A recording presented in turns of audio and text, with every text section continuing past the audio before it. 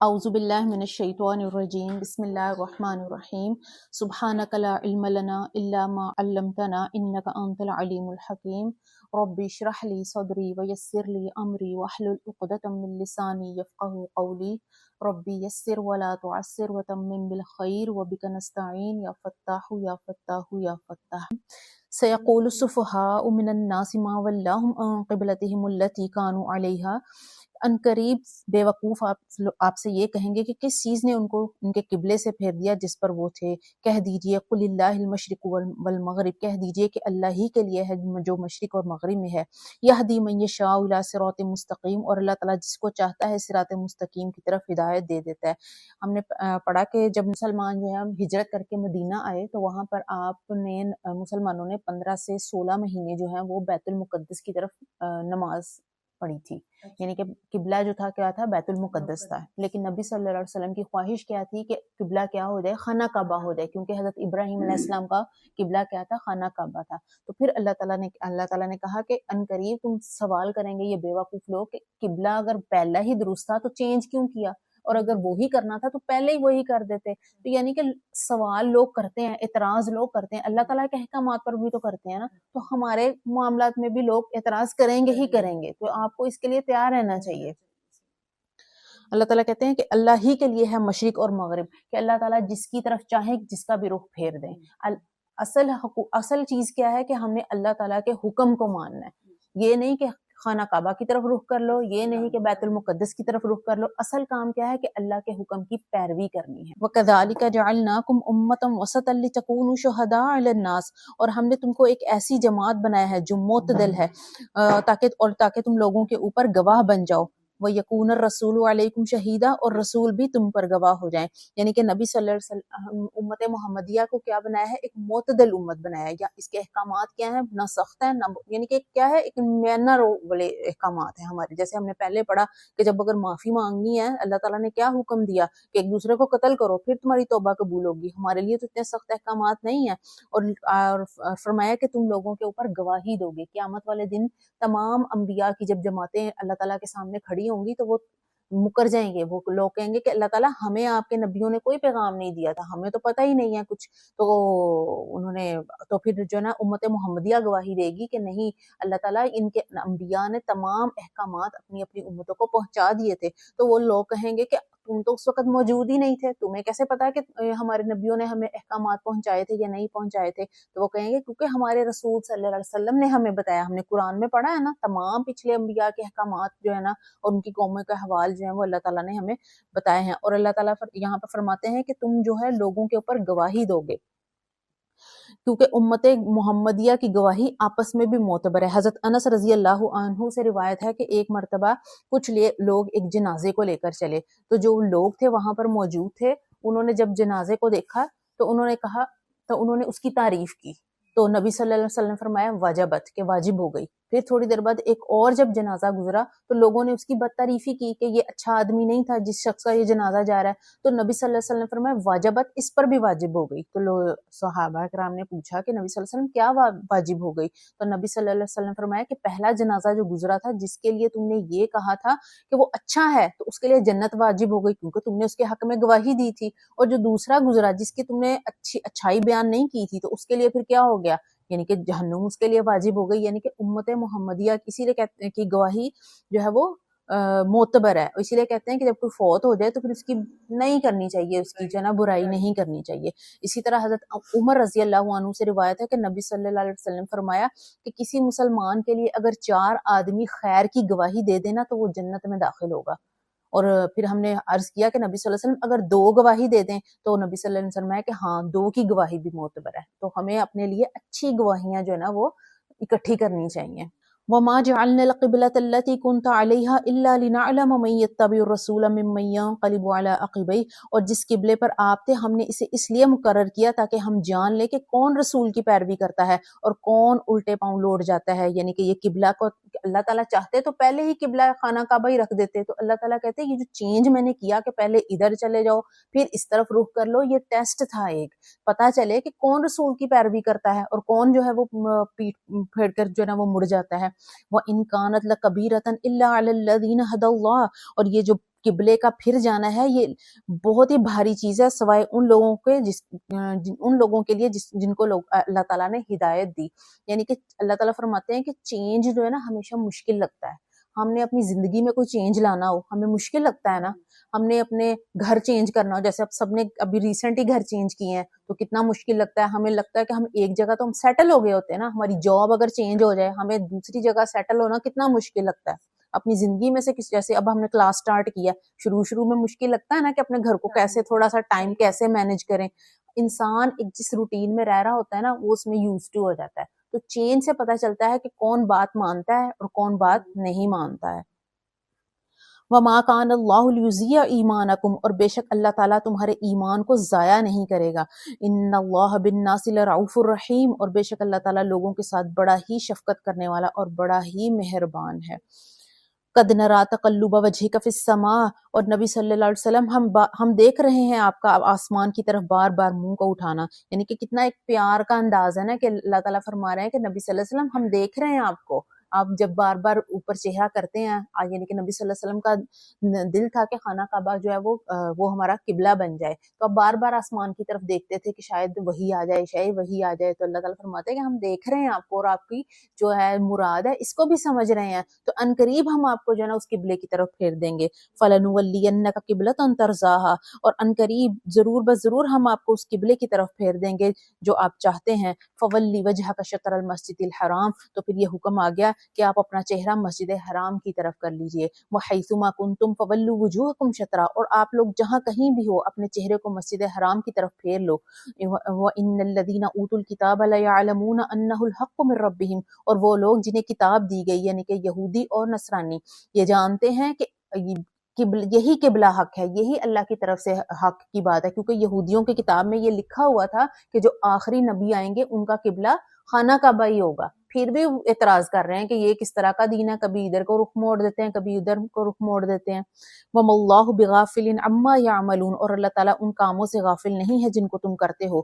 وَلَئِنْ أَتَيْتَ الَّذِينَ أُوتُوا الْكِتَابَ بِكُلِّ آيَةٍ مَا تَبِعُوا قِبْلَتَكَ، اور جن لوگوں کو کتاب دی گئی اگر آپ ان کے پاس تمام دلیلیں لے بھی آئیں تب بھی وہ آپ کے قبلے کی پیروی نہیں کریں گے. وَمَا أَنْتَ بِتَابِعٍ قِبْلَتَهُمْ، اور نبی صلی اللہ علیہ وسلم آپ بھی ان کے قبلے کی پیروی کرنے والے نہیں ہیں. وَمَا بَعْضُهُمْ بِتَابِعٍ قِبْلَةَ بَعْضٍ، اور یہ ایک دوسرے کے قبلے کی بھی پیروی نہیں کرتے.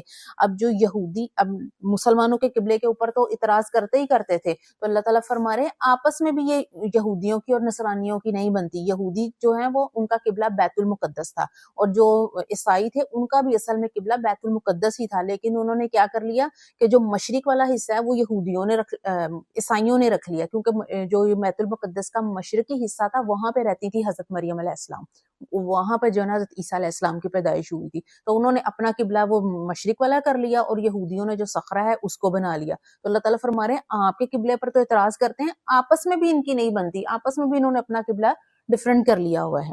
وَلَئِنِ اتَّبَعْتَ أَهْوَاءَهُم مِّن بَعْدِ مَا جَاءَكَ مِنَ الْعِلْمِ إِنَّكَ إِذًا لَّمِنَ الظَّالِمِينَ، اور اگر آپ نے علم آ جانے کے بعد ان کی خواہش کا اتباع کیا تو بے شک اس وقت آپ ظلم کرنے والوں میں سے ہوں گے.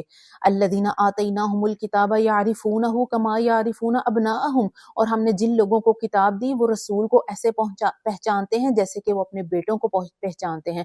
جیسے کہ حضرت عبداللہ بن سلام رضی اللہ عنہ جو کہ یہودی عالم تھے، اور انہوں نے جب نبی صلی اللہ علیہ وسلم کو پہلی مرتبہ ہی دیکھا تھا نا تو اسی وقت ان کو پتہ چل گیا تھا کہ یہی اللہ کے آخری رسول ہیں. کیونکہ یہودیوں کی کتابوں میں نبی صلی اللہ علیہ وسلم کی تمام نشانیاں، ان کا حلیہ، جہاں انہوں نے پیدا ہونا ہے، جہاں پہ ان کو مبعوث کیا جانا ہے، وہ سب لکھا ہوا تھا. تو جو تو صحیح تھے علماء ان کو پتہ چل جاتا تھا، سب کو ہی پتہ چل جاتا تھا، لیکن مانتے نہیں تھے. وہ فوراً عبداللہ بن سلام جو تھے وہ ایمان لے آئے تھے، اور انہوں نے کہا تھا کہ میں میں اس بات کی تو گواہی دے سکتا ہوں کہ نبی صلی اللہ علیہ وسلم اللہ کے آخری نبی ہیں، لیکن اس طرح کی گواہی میں اپنے بیٹے کے لیے نہیں دے سکتا کہ وہ میرا ہی بیٹا ہے. میں شور تو نہیں ہوں کہ ہو سکتا میری بیوی نے خیانت کی ہو، لیکن میں محمد صلی اللہ علیہ وسلم کے بارے میں شیورٹی کے ساتھ گواہی دے سکتا ہوں کہ یہ اللہ کے آخری نبی ہیں.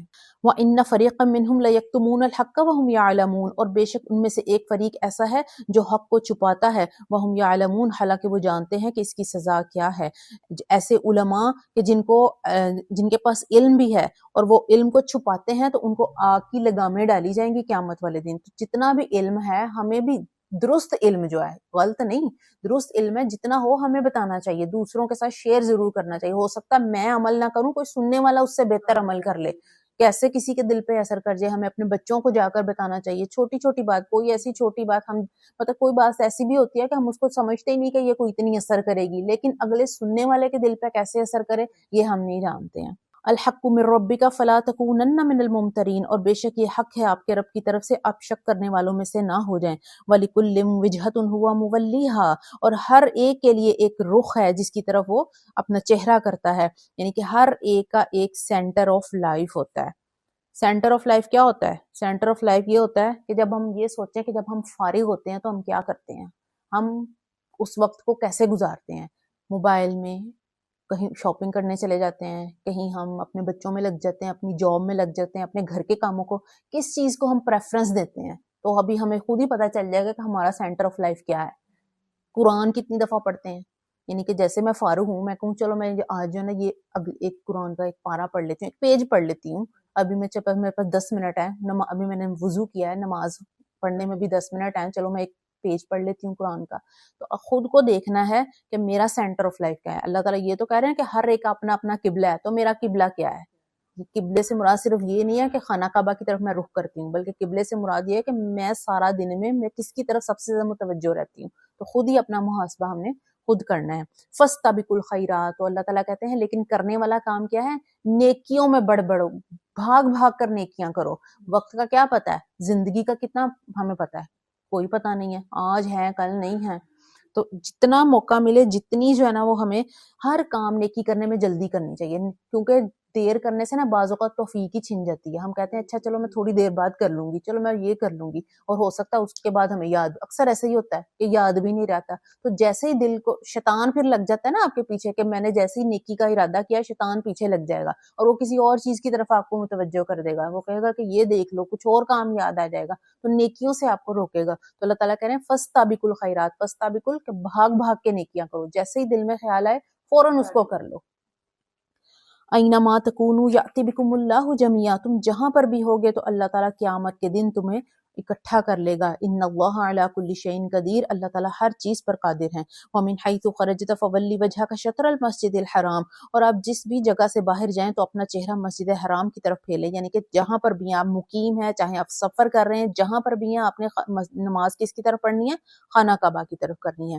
وَإِنَّهُ لَلْحَقُّ مِن رَّبِّكَ، اور یہ آپ کی طرف رب کی طرف سے حق ہے، اور بے شک اللہ تعالیٰ ان کاموں سے غافل نہیں جو تم کرتے ہو. وَمِنْ حَيْثُ خَرَجْتَ فَوَلِّ وَجْهَكَ شَطْرَ الْمَسْجِدِ الْحَرَامِ وَحَيْثُ مَا كُنتُمْ فَوَلُّوا وُجُوهَكُمْ شَطْرَهُ لِئَلَّا يَكُونَ لِلنَّاسِ عَلَيْكُمْ حُجَّةٌ. اب یہ آیت 2 مرتبہ آئی، کیوں؟ کیونکہ یہ جو کسی بھی حکم کے بدلنے کا پہلا ایک جو تھا نا مثال تھی، تو پھر یہ پختہ کرنے کے لیے کہ واقعی حکم چینج ہو گیا، تو یہ آیت کو 2 دفعہ لائے ہیں. الا الذین ظلموا منہم فلا تخشوہم، پس جو لوگ تم میں سے ظلم کرتے ہیں تو ان سے نہ ڈرو. بخشونی، اللہ تعالیٰ کہہ رہے ہیں میرے سے ڈرو. یہاں پہ کیا اللہ تعالیٰ کہہ رہے ہیں، لوگوں سے نہیں ڈرنا. کس سے ڈرنا ہے؟ اللہ تعالیٰ سے ڈرنا ہے. ہم کس سے ڈرتے ہیں؟ ہم اس چیز سے زیادہ ڈرتے ہیں لوگ کیا کہیں گے. ٹھیک ہے نا، ہم سب سے پہلے یہ نہیں سوچتے کہ اللہ تعالیٰ کیا کہیں گے. کوئی بھی کام کرنا ہو ہم سوچیں گے کہ لوگ کیا کہیں گے. تو اللہ تعالیٰ کہہ رہے ہیں لوگوں سے نہیں ڈرنا. جیسے ہم نے حجاب شروع کرنا ہو تو ہم کہتے ہیں ہائے پتہ نہیں ہمارے گھر والے کیا کہیں گے، کیسے حجاب کریں گے. فیملی گیدرنگ میں جائیں گے تو لوگ تو ہمیں دیکھیں گے، طرح آڈ لگے گا ہمیں. اور اگر جیسے ایک ساری گیدرنگ کو جو ایسے نماز وغیرہ میں نہیں انٹرسٹڈ، تو اس میں آپ ایک الگ سے نماز پڑھتے ہو تو آپ کو ذرا فیل ہوتا ہے کہ اب میں نماز پڑھوں، پڑھ تو کوئی بھی نہیں رہا. تو ہم لوگوں سے زیادہ ڈرتے ہیں، ہم اللہ تعالیٰ سے کم ڈرتے ہیں. کوئی حق بات کہنی ہو ہم اس پہ بھی رک جاتے ہیں کہ لوگ کیا کہیں گے. وَلِأُتِمَّ نِعْمَتِي عَلَيْكُمْ وَلَعَلَّكُمْ تَهْتَدُونَ، لوگوں سے نہیں ڈرنا، اللہ سے ڈرنا ہے، تاکہ اللہ تعالیٰ فرماتے ہیں کہ میں اپنی نعمت تم پر پوری کر دوں اور تاکہ تم ہدایت پا جاؤ. نعمت پوری کب ہوتی ہے؟ نعمت پوری کب ہوتی ہے؟ جب انسان جنت میں پہنچ جاتا ہے. ٹھیک ہے، اللہ تعالیٰ کہتے ہیں کہ جب تم بندوں سے نہیں ڈرو گے اور صرف مجھ سے ہی ڈرو گے تو میں اپنی نعمت کو پوری کر دوں گا. نعمت تبھی پوری ہوگی جب جنت میں ہم پہنچ جائیں گے، کیونکہ جب تک ہم زندہ ہیں آخرت کی کوئی گارنٹی نہیں ہے. اب موت کیسے آنی ہے ہمیں تو نہیں پتا. ہو سکتا ہے آج بہت ہم نیک ہوں، اس کے تھوڑے عرصے بعد پتہ نہیں حالات کیسے ہو جائیں، کیسے شیطان ہمیں ورگلا لے. تو اللہ تعالیٰ کہتے ہیں کہ جب مجھ سے ڈرو گے تو پھر میں اپنی نعمت پوری کر دوں گا، تمہیں جنت میں ہی لے کر جاؤں گا. کما ارسلنا فیکم رسولا منکم یتلو علیکم آیاتنا، جیسے کہ میں نے تمہارے اندر ایک رسول بھیجا جو تم پہ ہماری آیات کو تلاوت کرتا ہے، یعنی کہ اللہ تعالیٰ فرماتے ہیں میں نے ایک رول ماڈل تمہارے اندر بھیج دیا جو کیا کرتے ہیں، جو آیات کو تلاوت کرتے ہیں، وَيُزَكِّيكُمْ اور تمہیں پاکیزہ کرتے ہیں، وَيُعَلِّمُكُمُ الْكِتَابَ وَالْحِكْمَةَ اور تمہیں کتاب سکھاتے ہیں اور حکمت کی تعلیم دیتے ہیں۔ کتاب تو ہمیں پتہ ہے کہ کیا ہے، قرآن مجید ہے، تو حکمت کیا ہے؟ علماء فرماتے ہیں کہ اس سے مراد سنت ہے، یعنی کہ جیسے جیسے کیسے زندگی گزارنی ہے وہ ہمیں سنت سے پتہ چلے گی۔ نبی صلی اللہ علیہ وسلم صرف زبانی تعلیم نہیں دی ہمیں، آپ نے کر کے ہر چیز ہمیں بتائی۔ وَيُعَلِّمُكُم مَّا لَمْ تَكُونُوا تَعْلَمُونَ اور نبی تمہیں وہ کچھ سکھاتے ہیں جو تم نہیں جانتے۔ فَاذْكُرُونِي أَذْكُرْكُمْ وَاشْكُرُوا لِي وَلَا تَكْفُرُونَ، اللہ تعالیٰ فرماتے ہیں کہ تم مجھے یاد کرو میں تمہیں یاد کروں گا۔ اللہ تعالیٰ ایک حدیث مبارکہ میں آتا ہے کہ نبی صلی اللہ علیہ وسلم نے فرمایا کہ اللہ تعالیٰ فرماتے ہیں کہ میں اپنے بندے کے ساتھ ہوں، جب وہ مجھے یاد کرتا ہے تو میں بھی اس کو یاد کرتا ہوں، چاہے وہ یاد میں اپنے ہونٹ ہلاتا ہے چاہے وہ اپنے ہونٹ نہیں ہلاتا۔ اور پھر ایک اور حدیث میں آتا ہے کہ نبی صلی اللہ علیہ وسلم نے فرمایا کہ جو بندہ تنہائی میں مجھے یاد کرتا ہے، اللہ تعالیٰ فرماتے ہیں کہ جو بندہ مجھے تنہائی میں یاد کرتا ہے میں اس کو تنہائی میں یاد کرتا ہوں، اور جو بندہ محفل میں مجھے یاد کرتا ہے تو میں اس سے بہتر محفل میں اس کو یاد کرتا ہوں۔ ہماری تو یہ گناہ گاروں کی محفل ہے، تو اللہ تعالیٰ کس محفل میں یاد کرتے ہیں؟ جو فرشتوں کی محفل ہے، اس میں ہمارا ذکر ہوتا ہے۔ تو دیکھیں اگر ہم اللہ تعالیٰ کو یاد کر رہے ہیں تو ہمیں بھی ایک امید رکھنی چاہیے نا کہ اللہ تعالیٰ ہمارا بھی ذکر وہاں پر ہو رہا ہوگا انشاءاللہ۔ اور پھر اللہ تعالیٰ فرماتے ہیں وَاشْكُرُوا لِي وَلَا تَكْفُرُونَ، میرا شکر کرو اور میری ناشکری نہ کرو۔ شکر کیسے ہوتا ہے؟ ایک تو قولی شکر ہوتا ہے کہ ہم نے منہ سے کہہ دیا الحمدللہ اللہ تعالیٰ ہم آپ کا شکر کر رہے ہیں، اور ایک جو ہے نا وہ کرنے سے بھی عملی شکر بھی ہوتا ہے کہ جو اللہ تعالیٰ نے ہمیں نعمتیں دی ہیں وہ ہم کن کاموں میں استعمال کر رہے ہیں۔ اللہ نے ہمیں زبان دی ہے، ہم کیا بولتے ہیں، ہم آنکھیں دی ہیں، ہم کیا دیکھتے ہیں، ہمیں پاؤں دیے ہیں، ہم وہ کس جگہ پہ چل کے جاتے ہیں، نیک خیر کے کاموں میں چل کے جاتے ہیں یا کسی اور کام میں، ہاتھوں سے کیا کام کرتے ہیں۔ تو یہ بھی ایک شکر ہے کہ اللہ نے مال دیا ہے تو کن کاموں میں خرچ کرتے ہیں، نیکی کے کاموں میں خرچ کرتے ہیں یا کسی اور کام میں خرچ کر دیتے ہیں۔ تو یہ بھی شکر ہے کہ آپ کو جو اللہ نے نعمتیں دی ہیں آپ کس طرح اس کو استعمال کر رہے ہیں۔ یا ایھا الذین آمنوا استعینوا بالصبر والصلاۃ، اے ایمان والو صبر اور نماز کے ذریعے مدد حاصل کرو۔ ان اللہ مع الصابرین، کہ بے شک اللہ تعالیٰ صبر کرنے والوں کے ساتھ ہے۔ پہلے اللہ نے کہا ذکر کرو، پھر اللہ نے کہا شکر کرو، اس کے بعد کہا صبر کرو، ٹھیک ہے۔ تکلیفیں تو آنی ہیں لیکن صبر کرنا ہے، تو یعنی کہ تین چیزیں ہیں، ذکر کرو، شکر کرو اور صبر کرو، تو آپ کی زندگی مکمل ہو جائے گی۔ وَلَا تَقُولُوا لِمَن يُقْتَلُ فِي سَبِيلِ اللَّهِ أَمْوَاتٌ، اور وہ لوگ جو اللہ کی راہ میں قتل کیے گئے ان کو مردہ نہ کہو، بل احیاء، بلکہ وہ زندہ ہے، وَلَٰكِن لَا تَشْعُرُونَ، لیکن تمہیں ان کی زندگی کا ادراک نہیں ہے۔ اللہ تعالیٰ فرماتے، پیچھے اللہ نے کہا صبر کرو اور آگے ذکر کیا شہیدوں کا، یعنی کہ سب سے زیادہ جو ایک چیز جو ہمیں لگتا ہے نا کہ بڑی مشکل چیز ہے، وہ اپنی جان اللہ تعالیٰ کے راستے میں قربان کرنی ہے۔ تو صبر کریں گے، اپنی زندگی کا پوائنٹ آف ویو چینج کریں گے تو ہم ایسے کام کر سکتے ہیں نا۔ اللہ تعالیٰ نے کہا کہ سب سے مشکل کام اپنی جان دینا ہے، لیکن اب سوچ کو بدلو کہ اگر تم اپنی جان اللہ کے راہ میں دے رہے ہو تو وہ تم مردہ نہیں ہو، تم زندہ ہو، لیکن تمہیں ان کی جو ہے نا وہ زندگی کا جو ادراک ہی نہیں ہے۔ یعنی کہ شہداء کے اتنے درجے ہیں، نبی کے سب سے اوپر درجہ ہوتا ہے، لیکن نبی صلی اللہ علیہ وسلم نے فرمایا کہ اللہ جو ہے نا آپ نے فرمایا کہ میرا دل کرتا ہے کہ میری جو ہے نا وہ اللہ کی قسم کہ جس کے قبضے میں میری جان ہے، میری یہ خواہش ہے کہ میں اللہ کی راہ میں قتل کیا جاؤں، پھر زندہ کیا جاؤں، پھر قتل کیا جاؤں، پھر زندہ کیا جاؤں۔ حالانکہ نبی کا رتبہ کتنا ہوتا ہے، لیکن پھر بھی وہ بھی کیا، نبی صلی اللہ علیہ وسلم بھی کیا شہادت کی تمنا کر رہے ہیں۔ اب اللہ تعالیٰ فرماتے ہیں کہ شہیدوں کی جو زندگی ہے تمہیں اس کا ادراک نہیں ہے۔ وہ کیسے ہیں کہ حدیث مبارکہ میں آتا ہے کہ جو شہید ہیں ان کی روحیں جو ہیں وہ جنت میں اڑتی پھرتی ہیں، وہ سبز پرندے ہیں، ان کے پوٹوں میں جو ہے نا وہ رہتی ہیں ان کی روحیں، اور وہ جو اللہ تعالیٰ کا عرش ہے اس کے ساتھ قندیلیں لٹک رہی ہیں، جیسے فانوس لٹک رہے ہیں، اور رات کو وہ جو ہے نا وہ ان میں جو ہے نا وہ رہتے ہیں وہ پرندے، تو وہاں اور وہ اللہ تعالیٰ کا رزق بھی پاتے ہیں۔ تو اللہ تعالیٰ کہتے ہیں تمہیں ادراک نہیں ہے بس اس کی، ہیں وہ زندہ۔ اور حدیث مبارکہ میں یہ بھی آتا ہے کہ جب وہ اللہ تعالیٰ جو ہے وہ جو شہداء ہیں ان کو کہتے ہیں کہ مانگو، تم میرے سے کیا مانگتے ہو، تو وہ تو پہلے کہیں گے اللہ تعالیٰ ہمیں تو آپ نے سب کچھ دے دیا ہے۔ وہ کہیں گے اللہ تعالیٰ پھر فرماتے ہیں کہ نہیں مانگو، کیا اور مانگنا ہے۔ 3 دفعہ ایسے سوال ہوتا ہے، تو پھر ان کو اندازہ ہوتا ہے، شہید کی روحوں کا اندازہ ہوتا ہے کہ اب کچھ نہ کچھ تو جواب دینا ہی پڑے گا، یعنی کہ اللہ تعالیٰ چاہتے ہیں کہ میں جواب دوں۔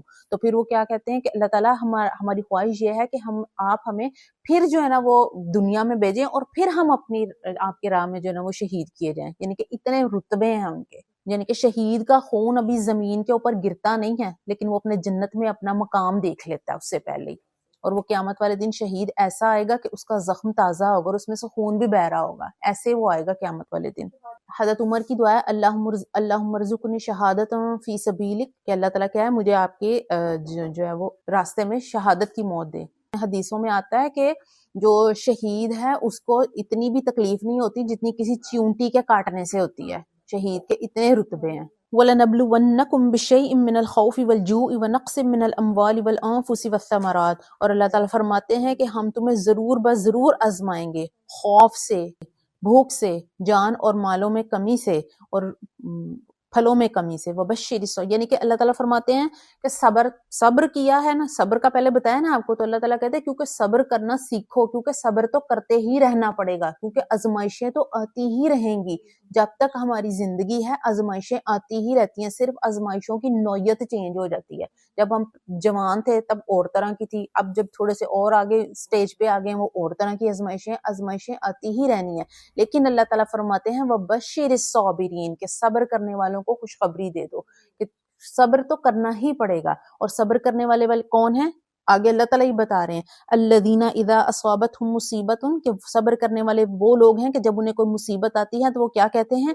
انا للہ و انا الیہ راجعون، جب بھی کوئی مصیبت آئے، جب بھی کوئی تکلیف پہنچے تو کیا کہنا چاہیے؟ انا للہ، ہم نے یہ بنا لیا کہ صرف فوتگی کے وقت ہی پڑھتے ہیں، کوئی بھی تکلیف ہو، آپ کو سر میں درد ہو گیا، کچھ آپ کو کوئی کسی کی بات ناگوار گزر گئی، تو آپ نے کیا کہنا ہے؟ انا للہ، کہ ہم بھی اللہ کے ہیں لیے، جب ہم نے اللہ کی طرف چلے ہی جانا ہے، کوئی چیز ہم سے چھن بھی گئی ہے تو ہم نے بھی تو اللہ کے پاس ہی چلے جانا ہے، وہ بھی تو اللہ نے ہی دی تھی۔ جیسے کہ ہم نے ام سلیم کا واقعہ پڑھا کہ جب ان کے بیٹا جو تھے وہ فوت ہو گئے تھے، تو جب ان کے شوہر آئے تو انہوں نے کیا ان سے کہا تھا؟ ان سے یہ کہا تھا کہ آپ کو اگر کسی نے کوئی امانت دی ہو اور کوئی وہ امانت ہم سے مانگے تو کیا آپ واپس کر دیں گے؟ تو ان کے شوہر نے کہا تھا ہاں واپس کر دوں گا۔ تو انہوں نے کیا کہا کہ اچھا کیا ان کے اوپر جو ہے وہ غصہ بھی کرو گے کہ جب کسی کو امانت واپس کرنی ہے؟ تو انہوں نے کہا نہیں، کیوں غصہ کروں گا؟ تو انہوں نے کہا پھر یہ بیٹا تمہارا فوت ہو گیا، اللہ کی امانت تھی، اللہ نے لے لیا، انا للہ۔ کیسی عورتیں تھیں، کیسی صحابیات تھیں، ہم تو کچھ بھی نہیں ہیں، ہم تو سب سے پہلے واویلا کرتے ہیں،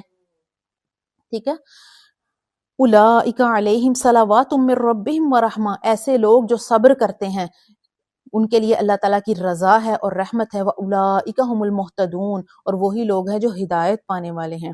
صبر کی آپ کو بتاتی ہوں کہ ایک حدیث ہے صبر کرنے کی فضیلت، کہ ایک نبی صلی اللہ علیہ وسلم نے فرمایا کہ اللہ تعالیٰ نے کسی بندے کے لیے ایک بڑا رتبہ لکھا ہوتا ہے آخرت میں، لیکن اس کے عمل نہیں ہوتے، ویسے اسے عمل ہو ہی نہیں پا رہے ہوتے، تو پھر اللہ تعالیٰ اس کو اس رتبے تک کیسے پہنچاتے ہیں؟ کہ سب سے پہلے اللہ تعالیٰ اس کو کوئی تکلیف دیتے ہیں، کوئی آزمائش دیتے ہیں، پھر اس کو اس پر صبر کی توفیق بھی دیتے ہیں، پھر وہ جب اس صبر کی وجہ سے وہ اس درجے تک پہنچ جاتا ہے اللہ تعالیٰ۔ اور یہاں پھر کیا ہوتا ہے کہ حدیث مبارکہ میں آتا ہے کہ اللہ تعالیٰ جب کسی کے ساتھ خیر کا ارادہ فرماتے ہیں کہ اس کی سزا اس کو دنیا میں مل جاتی ہے، اور جب کسی کے ساتھ شر کا ارادہ ہوتا ہے پھر اللہ اس کو ڈھیل دے دیتے ہیں، اور اس کو کیا ہوتا ہے کہ آخرت میں اس کی سزا رکھتے ہیں۔ یعنی کہ اگر ہمیں دنیا میں آزمائشیں آ رہی ہیں تو ہو سکتا ہے یہ ہو سکتا نہیں واقعی، کیونکہ جب بھی مسلمان کو کوئی کانٹا بھی چبھتا ہے تو اس کے گناہ کم ہوتے ہیں، تو اس کا مطلب ہے جتنی آزمائشیں، جتنی تکلیفیں ہمارے اوپر آ رہی ہیں وہ ہمارے آخرت کے جو ہے نا وہ سزا جو ہے نا وہ کم ہو رہی ہے۔ اور اگر اللہ تعالیٰ نے اگر ہم دیکھ سکتے ہیں کہ اگر ہم برے کام بھی کر رہے ہیں اور اللہ تعالیٰ نے ہمیں ڈھیل دی ہوئی ہے تو اس کا کیا مطلب ہے؟ اللہ نے ہمیں ڈھیل دی ہوئی ہے، آخرت میں پکڑ بہت سخت ہونی ہے۔ اب جیسے بچے کا ایک رونے کا آتا ہے کہ جب اللہ حدیث مبارکہ میں بچے کے فوت ہونے کا، کہ حدیث مبارکہ میں آتا ہے کہ جب کسی کا بچہ فوت ہو جاتا ہے نا تو اللہ تعالیٰ اس سے پوچھتے ہیں فرشتے سے کہ جب تو نے میرے بندے کی ایک پھول تھا اس کو جب قبضے میں لیا تو میرے بندے نے کیا کہا؟ تو انہوں نے کہا کہ وہ آپ کے بندے نے انا للہ و انا الیہ راجعون کہا۔ تو اللہ تعالیٰ نے فرماتے ہیں کہ اس بندے کے لیے جنت میں ایک محل بنا دو اور اس کا نام بیت الحمد رکھ دو کہ اس نے میرا شکر ادا کیا، یعنی کہ ناشکری نہیں کی، حالانکہ میں نے اس سے کیا کیا، اس کا دل کا ٹکڑا لے لیا، تو لیکن پھر اس نے کیا کیا؟ اللہ کی تعریف کی، تو پھر اس کے لیے جنت میں محل بن جاتا ہے۔ ان الصفا والمروہ من شعائر اللہ، بے شک صفا اور مروہ اللہ کی نشانیوں میں سے ہیں۔ دیکھیں پیچھے آئی صبر کی بات اور اس کے ساتھ ہی آ گیا ایک عورت کا صبر۔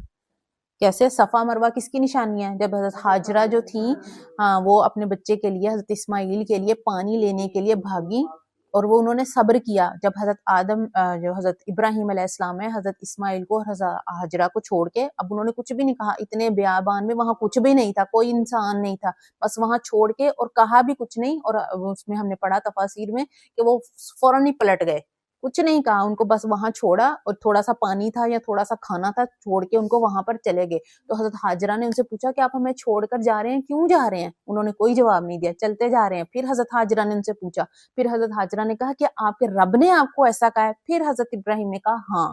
تو پھر حضرت ہاجرہ نے کہا کہ ٹھیک ہے، اگر آپ کے رب کا حکم ہے تو پھر اللہ تعالیٰ ہمیں ضائع نہیں کریں گے. کیسا ان کا بھی صبر تھا. تو پھر اللہ تعالیٰ نے جب صبر کا ذکر کیا تو ساتھ ہی صفا مروہ کا ذکر کیا کہ وہ ایک عورت کا صبر تھا کہ اس نے دیکھیں کیسا صبر کیا. بالکل. فمن حج البیت تمرا، پر جو بیت اللہ کا حج کرے یا عمرہ کرے تو اس کے اوپر کوئی گناہ نہیں کہ وہ ان کی سعی کرے. ومن تطوع خیرا، اور جو کوئی خوشی کا کام زیادہ کرے تو بے شک اللہ تعالیٰ قدردان ہے اور جاننے والے ہیں. بے شک اللہ تعالیٰ کہتے ہیں تمہارے کاموں کا سب سے بڑا قدردان کون ہے؟ شاکر کون ہوتا ہے؟ جو قدر کرتا ہے. ٹھیک ہے، اور تمہارے کاموں کو جانتا بھی ہے اور تمہارے کاموں کی قدر بھی کرتا ہے. تو ہمیں جو ہے نا جون سے بھی ہم کام کرتے ہیں نا، ہمیں ہمیشہ یہ رکھنا چاہیے کہ ہم لوگوں سے قدر کی امید نہیں رکھنی چاہیے. ہمیں یہ امید رکھنی چاہیے کہ جو بھی میں نے کام کیا بے شک کوئی نہیں قدر کر رہا میری. ہم کہتے ہیں نا لوگ فلانے نے تو میری قدر نہیں کی. سب سے زیادہ عورتوں کو تو شکوہ یہی ہوتا ہے میرے ہسبینڈ نے میری قدر نہیں کی. تو سب قدر اللہ تعالیٰ کہتے ہیں کہ شاکر کون ہے؟ اللہ تعالیٰ ہے. بس آپ نے کر دیا، اب اللہ تعالیٰ آپ کے کام کی قدر کریں گے. دنیا میں اگر آپ کی کوئی قدر بھی کرے گا وہ تو تھوڑے ٹائم کے لیے ہی کرے گا، تو جو اللہ نے کرنی ہے وہ تو ہمیشہ رہنے والی ہے. تو اللہ ہی کی قدر کی امید رکھنی چاہیے. ان الذين يكتمون ما انزلنا من البينات والهدى من بعد ما بيناه للناس في الكتاب، بے شک وہ لوگ جو چھپاتے ہیں ان چیزوں کو جو ہم نے نازل کی اور وہ چیزیں واضح ہیں اور ہدایت کی باتیں ہیں اور ان باتوں کو ہم نے کتاب لوگوں کے لیے کتاب اللہ میں واضح بیان کر دیا ہے. اولئک یلعنهم اللہ ویلعنهم اللاعنون، اور وہی لوگ ہیں کہ جن پر اللہ تعالیٰ لعنت فرماتا ہے اور تمام لعنت بھیجنے والے لعنت رکھتے ہیں. الا الذين تابوا، اور وہ لوگ جنہوں نے توبہ کی اور اصلاح کی اور بیان کر دیا، فاولئک اتوب علیہم، تو اللہ تعالیٰ فرماتے ہیں کہ انہی کی توبہ میں قبول کرتا ہوں. وانا التواب الرحیم، اور میں بہت توبہ قبول کرنے والا اور رحم کرنے والا ہوں. ان الذین کفروا وماتوا وهم کفار، بے شک وہ لوگ جنہوں نے کفر کیا اور وہ اس حال میں مر گئے کہ وہ کافر تھے. اولئک علیہم لعنت اللہ والملائکۃ والناس اجمعین، وہی لوگ ہیں جن پر اللہ کی، فرشتوں کی اور تمام لوگوں کی لعنت ہے. خالدین فیہا، وہ اس میں ہمیشہ رہیں گے. لا یخفف عنہم العذاب، ان سے عذاب ہلکا نہیں کیا جائے گا اور نہ ہی انہیں کوئی مہلت دی جائے گی. یہاں پہ آتا ہے کہ اللہ تعالیٰ کی لعنت ہے.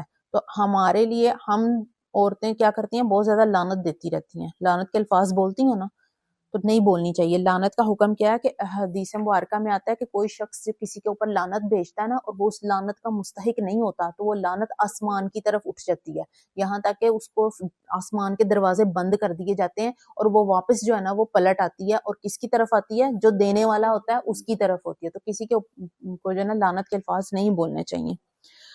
وَإِلَٰهُكُمْ إِلَٰهٌ واحد، تمہارا معبود تو ایک ہی ہے. لا الہ الا هو الرحمن الرحیم، اس کے سوا کوئی معبود نہیں، وہ رحمان ہے، وہ رحیم ہے.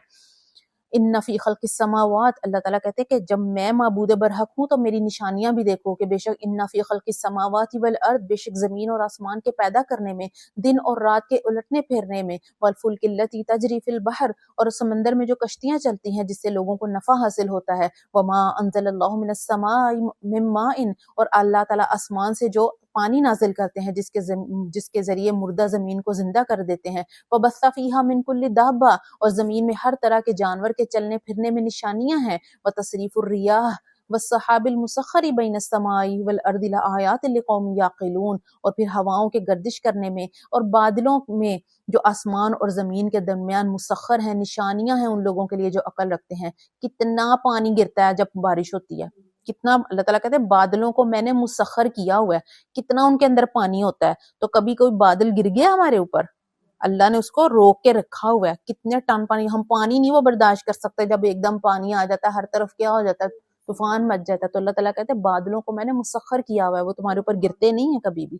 وَمِنَ النَّاسِ مَن يَتَّخِذُ مِن دُونِ اللَّهِ أَندَادًا يُحِبُّونَهُمْ كَحُبِّ اللَّهِ، اور بعض لوگ ایسے ہیں جنہوں نے اللہ تعالیٰ کے علاوہ شریک تجویز کر رکھے ہیں. وہ اللہ سے ایسی محبت وہ ان بتوں سے ایسی محبت کرتے ہیں جیسی اللہ تعالیٰ سے محبت ہونی چاہیے. اور اللہ یعنی کہ جب مخلوق کی محبت بھی حد سے بڑھ جائے تو یہ کیا بن جاتی ہے؟ یہ بھی ایک طرح کا شرک فی المحبت بن جاتی ہے. ہم کس سے سب سے زیادہ محبت کرتے ہیں؟ ہم سب سے زیادہ امپورٹنٹ ہمارے جو زندگی میں ہے وہ کون ہے؟ ہم نے اپنی اولادوں کو، اپنے مال کو اللہ تعالیٰ سے آگے رکھا ہوا ہے. تو اللہ تعالیٰ کہتے ہیں کہ شریک صرف بت نہیں ہوتے، کہ ہاں یہ تو ان کے لیے نا کہ انہوں نے بت بنا لیے، ان سے ایسی محبت کرتے ہیں جیسے اللہ سے، تو ہم نے بھی تو ایسی ایسی چیزیں بنا لی ہوئی ہیں نا اپنی زندگی میں کہ جن کو ہم پرائرٹائز کرتے ہیں، ان کو آگے رکھتے ہیں، اللہ کا حکم پس پشت ڈال دیتے ہیں۔ انسان اپنی اولاد کے لیے کیا کچھ نہیں کرتا، حلال حرام کی ساری تمیز بلا دیتا ہے، کن کے لیے؟ اپنے بچوں کے لیے، کہ ان کے لیے کچھ اکٹھا کر جاؤں۔ والذین آمنوا اشد حبا للہ، اور وہ لوگ جو ایمان لائے وہ اللہ سے زیادہ محبت کرتے ہیں۔ ولو یری الذین ظلموا اذ یرون العذاب، اور وہ لوگ جنہوں نے ظلم کیا جب وہ عذاب کو دیکھیں گے تو وہ جان جائیں گے ان القوۃ للہ جميعا، کہ تمام قوت اللہ ہی کے لیے ہے، وان اللہ شدید العذاب، اور اللہ تعالیٰ سخت عذاب دینے والا ہے۔ اذ تبرأ الذین تبعوا من الذین اتبعوا ورأوا العذاب وتقطعت بهم الاسباب، اور جب لوگ بیزاری ظاہر کریں گے ان سرداروں سے، جب سرداروں سے بیزاری ظاہر کریں گے وہ لوگ جو ان کی پیروی کرتے تھے جب انہوں نے عذاب دیکھا، اور ان کے آپس کے تمام تعلقات ٹوٹ جائیں گے، یعنی کہ آخرت کا ذکر ہے۔ آخرت میں کچھ لوگ ہوتے ہیں نا جو سردار ہوتے ہیں اور ان کے پیچھے لوگ ان کی پیروی کرتے کرتے الٹے کام کرنا شروع کر دیتے ہیں، تو جب عذاب دیکھیں گے تو پھر وہ جو سردار ہوں گے وہ کہیں گے اللہ تعالیٰ ہم نے نہیں ان کو کہا تھا کہ ہمارے پیچھے لگ کے تو الٹے کام کرو، اب دیکھیں ہم کن کی پیروی کرتے ہیں۔ قیامت والے دن یہ سارے رشتے ناطے سب کچھ ٹوٹ جانا ہے، جب عذاب نظر آنا ہے تو پھر اللہ تعالیٰ کے سامنے کہیں گے اللہ ہم نے نہیں ان کو گمراہ کیا، یہ تو خود ہی ہمارے پیچھے پڑ گئے تھے، ہم نے نہیں ان کو لے کر گئے۔ وقال الذین اتبعوا، اور وہ لوگ جو پیروی کرتے تھے پھر وہ کہیں گے لو ان لنا کرۃ فنتبرأ منہم، کہ اگر اللہ تعالیٰ اگر ہمیں دنیا میں دوبارہ بھیج دے تو ہم بھی ایسے ہی تم سے بیزاری کا عزت، دنیا میں تو ہم تمہارے پیچھے تمہاری پیروی کرتے تھے، آج اللہ ہمیں دوبارہ بھیجے پھر ہم تم سے دنیا میں جا کر بیزاری کا اظہار کریں گے۔ کذالک یریہم اللہ اعمالہم حسرات علیہم، اللہ تعالیٰ ایسے ہی ان کے اعمال ان کو حسرت بن کر دکھائیں گے۔ حسرت تین موقعوں پر ہوگی انسان کو۔ سب سے پہلے مرتے وقت حسرت ہوگی، کیونکہ جب اس وقت دیکھ لے گا فرشتے اسی وقت ہی پتہ چل جائے گا انسان کو کہ میری آخرت کیا ہے، کہ جو ایک نیک بندہ جب جس کی روح قبض کرنے کے لیے آتے ہیں وہ خوبصورت فرشتے آتے ہیں، اور جو بد بندہ ہوگا تو اس کے کیسے ہوں گے، کالے چہروں والے ہوں گے، نیلی آنکھوں والے، خوفناک، اس کو اسی وقت ہی پتہ چل جائے گا کہ میرا انجام کیا ہے، اسی وقت حسرت ہوگی۔ پھر اس کے بعد قبر میں حسرت ہوگی جب انسان قبر میں جائے گا، پھر تیسری حسرت کب ہوگی جب آخرت والے دن اٹھایا جائے گا اور اپنا نامہ اعمال دیکھے گا تو پھر اس کو حسرت ہوگی۔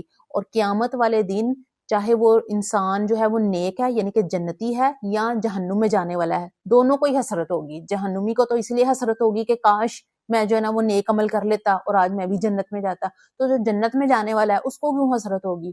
وہ حسرت اس کو یہ ہوگی کہ کاش میں اور کام کر لیتا اور میں اور اونچے درجوں پہ پہنچ جاتا، میں وہ اس والی جنت میں پہنچ جاتا، تو حسرت دونوں ہی کریں گے۔ وما ہم بخارجین من النار، اور ایسے لوگ آگ سے نکلنے والے نہیں ہیں۔ یا ایھا الناس کلوا مما فی الارض حلالا طیبا، اے لوگو کھاؤ ان چیزوں میں سے جو زمین میں سے نکلتی ہیں، پاک اور حلال ہوں اور پاکیزہ ہوں، یعنی کہ کھانے کے دو اصول ہیں، پاکیزہ اور حلال۔ ولا تتبعوا خطوات الشیطان، اور شیطان کے پیچھے نہ چلو، انہ لکم عدو مبین، وہ تو تمہارا کھلا دشمن ہے۔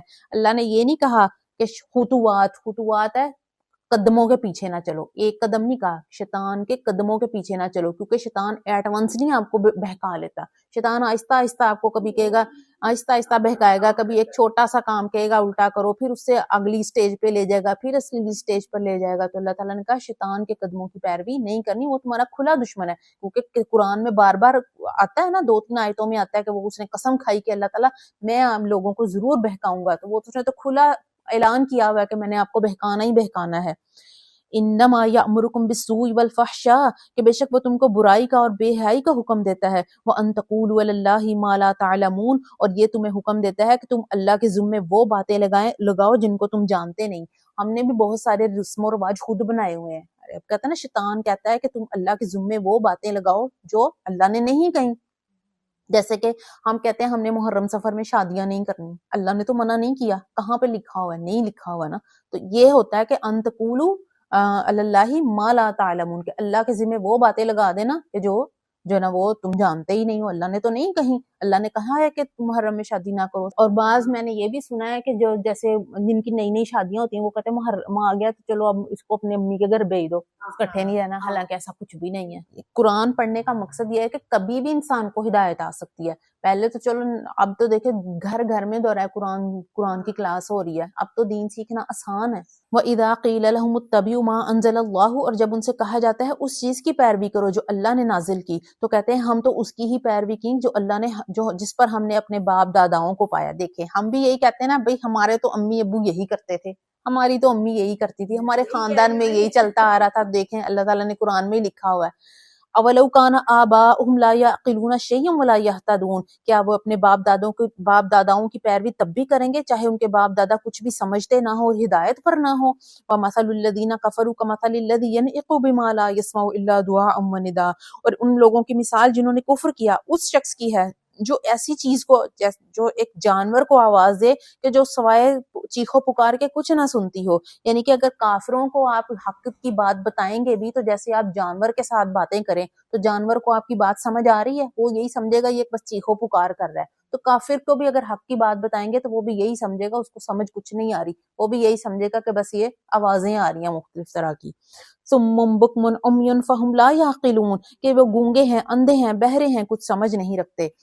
یا ایھا الذین آمنوا کلوا من طیبات ما رزقناکم واشکروا للہ ان کنتم ایاہ تعبدون، اے ایمان والو کھاؤ ان پاکیزہ چیزوں میں سے جو ہم نے تمہیں دی ہیں اور شکر کرو اللہ کا اگر تم اسی کی عبادت کرتے ہو۔ بار بار ذکر آ رہا ہے نا کہ حلال چیز کھاؤ، حلال چیز کھاؤ، کیونکہ اللہ تعالیٰ جو ہے نا جو حرام چیز کھاتا ہے پھر اس کی دعائیں بھی قبول نہیں ہوتی ہیں۔ نبی صلی اللہ علیہ وسلم نے فرمایا کہ جنت میں وہ شخص داخل نہ ہوگا کہ جس نے ایک لقمہ بھی حرام کا کھایا ہو، تو وہ جنت میں نہیں جا سکتا۔ تو ہمیں دیکھنا چاہیے نا کہ اب ہمارے کس طرح کا جو ہے نا کھانا پینا ہے۔ اور ایک اور حدیث میں آتا ہے کہ ایک شخص ہے، اس نے 10 درہم کا کپڑا خریدا اور اس 10 درہم میں سے 1 درہم بھی حرام کا تھا، تو اللہ تعالیٰ اس کی کوئی نماز قبول نہیں کریں گے جب تک کہ وہ کپڑا اس نے پہنا ہوا ہے۔ انما حرم علیکم المیتۃ والدم ولحم الخنزیر، اور بے شک اللہ تعالیٰ نے تم پر مردار اور خون اور خنزیر کا گوشت اور وہ جانور حرام کر دیے ہیں جن پر ذبح کرتے وقت غیر اللہ کا نام پکارا گیا ہو۔ فمن اضطر غیر باغ ولا عاد فلا اثم علیہ، لیکن ایسا شخص جو مجبوری میں ہو اور اس حال میں ہو کہ باغی نہ ہو اور حد سے بڑھ جانے والا نہ ہو تو وہ اس کو کھا سکتا ہے۔ ان اللہ غفور الرحیم، بے شک اللہ تعالیٰ غفور الرحیم ہے۔ اللہ تعالیٰ نے کہا مردار نہیں کھانا، جو خود سے مر گیا حلال کیے بغیر۔ گوشت دم، خون، یعنی کہ بہتا ہوا خون بھی نہیں آپ جو ہے نا وہ، لیکن جیسے کوئی بوٹی کے ساتھ تھوڑا بہت رہ جاتا ہے وہ اس میں شامل نہیں ہے، جیسے وہ بہتا ہوا خون ہے۔ ولحم الخنزیر، اور خنزیر کا گوشت تو سب کو ہی پتا ہے، اور ہر وہ چیز جس پر ذبح کرتے وقت غیر اللہ کا نام پکارا گیا ہو وہ بھی حرام ہے۔ آپ کی کوئی بھی چیز کو کہ میں نے فلانے جو ہے نا فلاں کے لیے قربانی کر رہی ہوں تو وہ بھی پھر غیر اللہ، جو قربانی کرتے وقت صرف اللہ ہی کا نام لینا ہے، کسی اور کا نہیں۔ جیسے ہم کہتے ہیں ہم فلاں بابا جی کے لیے جو ہے نا قربانی دے رہے ہیں، اب کئیوں نے بنایا ہوا ہوتا ہے تو وہ بھی پھر غیر اللہ کے نام پہ قربانی ہوتی ہے، وہ بھی اس کا کھانا جائز نہیں ہے۔ لیکن اجازت کی صورت میں ہے کہ جب آپ ایسی حالت میں ہیں کہ آپ کو کھانے کے لیے کچھ بھی نہیں ہے اور آپ مرنے والے ہو، تو اپنی جان بچانے کے لیے ان حرام چیزوں میں سے بھی اتنا کھا سکتے ہیں کہ آپ کی جان بچ جائے۔ پیٹ بھرنے کی اجازت نہیں ہے، انسانی جان سب سے قیمتی ہے، ٹھیک ہے۔ ایسی جگہ پہ صرف یہ آپ کو مردار ہی مل رہا ہے یا کوئی حرام چیز ہی مل رہی ہے، لیکن اب آپ مرنے والے ہو گئے ہیں تو 1-2 بائٹ اتنی کھا لو کہ آپ کی جان بچ جائے، پھر آپ کسی ایسی جگہ پہ چلے جاؤ شاید کچھ اور آپ کو پھر مل ہی جائے گا۔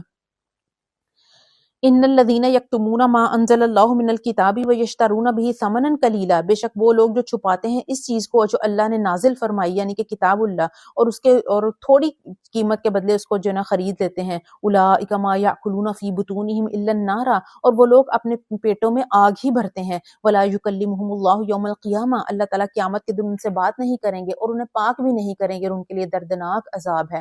اولئک الذین اشتروا الضلالۃ بالہدی، یہ وہ لوگ ہیں جنہوں نے گمراہی کو خرید لیا ہدایت کے بدلے میں اور عذاب کو خرید لیا ہے مغفرت کے بدلے میں۔ فما اصبرهم علی النار، اور یہ کتنے صبر کرنے والے ہیں آگ پر۔ ذالک بان اللہ نزل الکتاب بالحق، بے شک اللہ تعالیٰ نے کتاب کو حق کے ساتھ نازل کیا۔ وان الذین اختلفوا فی الکتاب لفی شقاق بعید، اور وہ لوگ جنہوں نے کتاب اللہ میں اختلاف کیا وہ بڑی دور کی گمراہی میں ہیں۔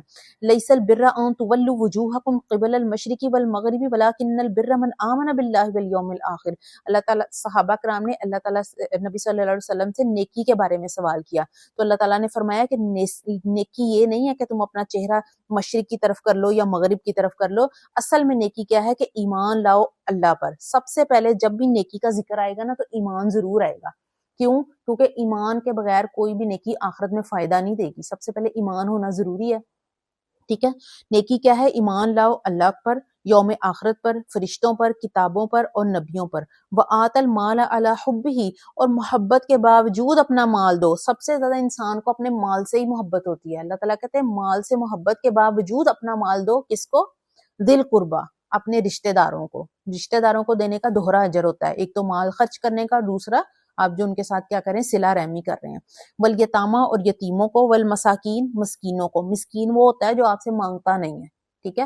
وابن السبیل، اور مسافروں کو. مسافر ایسا مسافر کہ وہ کوئی سفر کر رہا ہے اور اس کا زیادہ راہ ختم ہو گیا ہے، اب فی الحال اس کے پاس کچھ نہیں ہے، بے شک پیچھے اس کے پاس ہے، اس کے پاس پہلے زمانے میں تو سفر اور طرح کے تو تھے نا، آج کل تو آن لائن ٹرانزیکشن ہو جاتی ہیں، سب کچھ ہو جاتا ہے. ایسا مسافر کوئی سفر کر رہا ہے، اب اس کا ختم ہو گیا یا چوری ہو گیا زیادہ راہ، تو اس کو بھی دیا جا سکتا ہے. والسائلین، اور سوال کرنے والے، یعنی کہ سوال کرنے والے ان کو بھی دو، اور جو سوال نہیں کرتا اس کو بھی دو.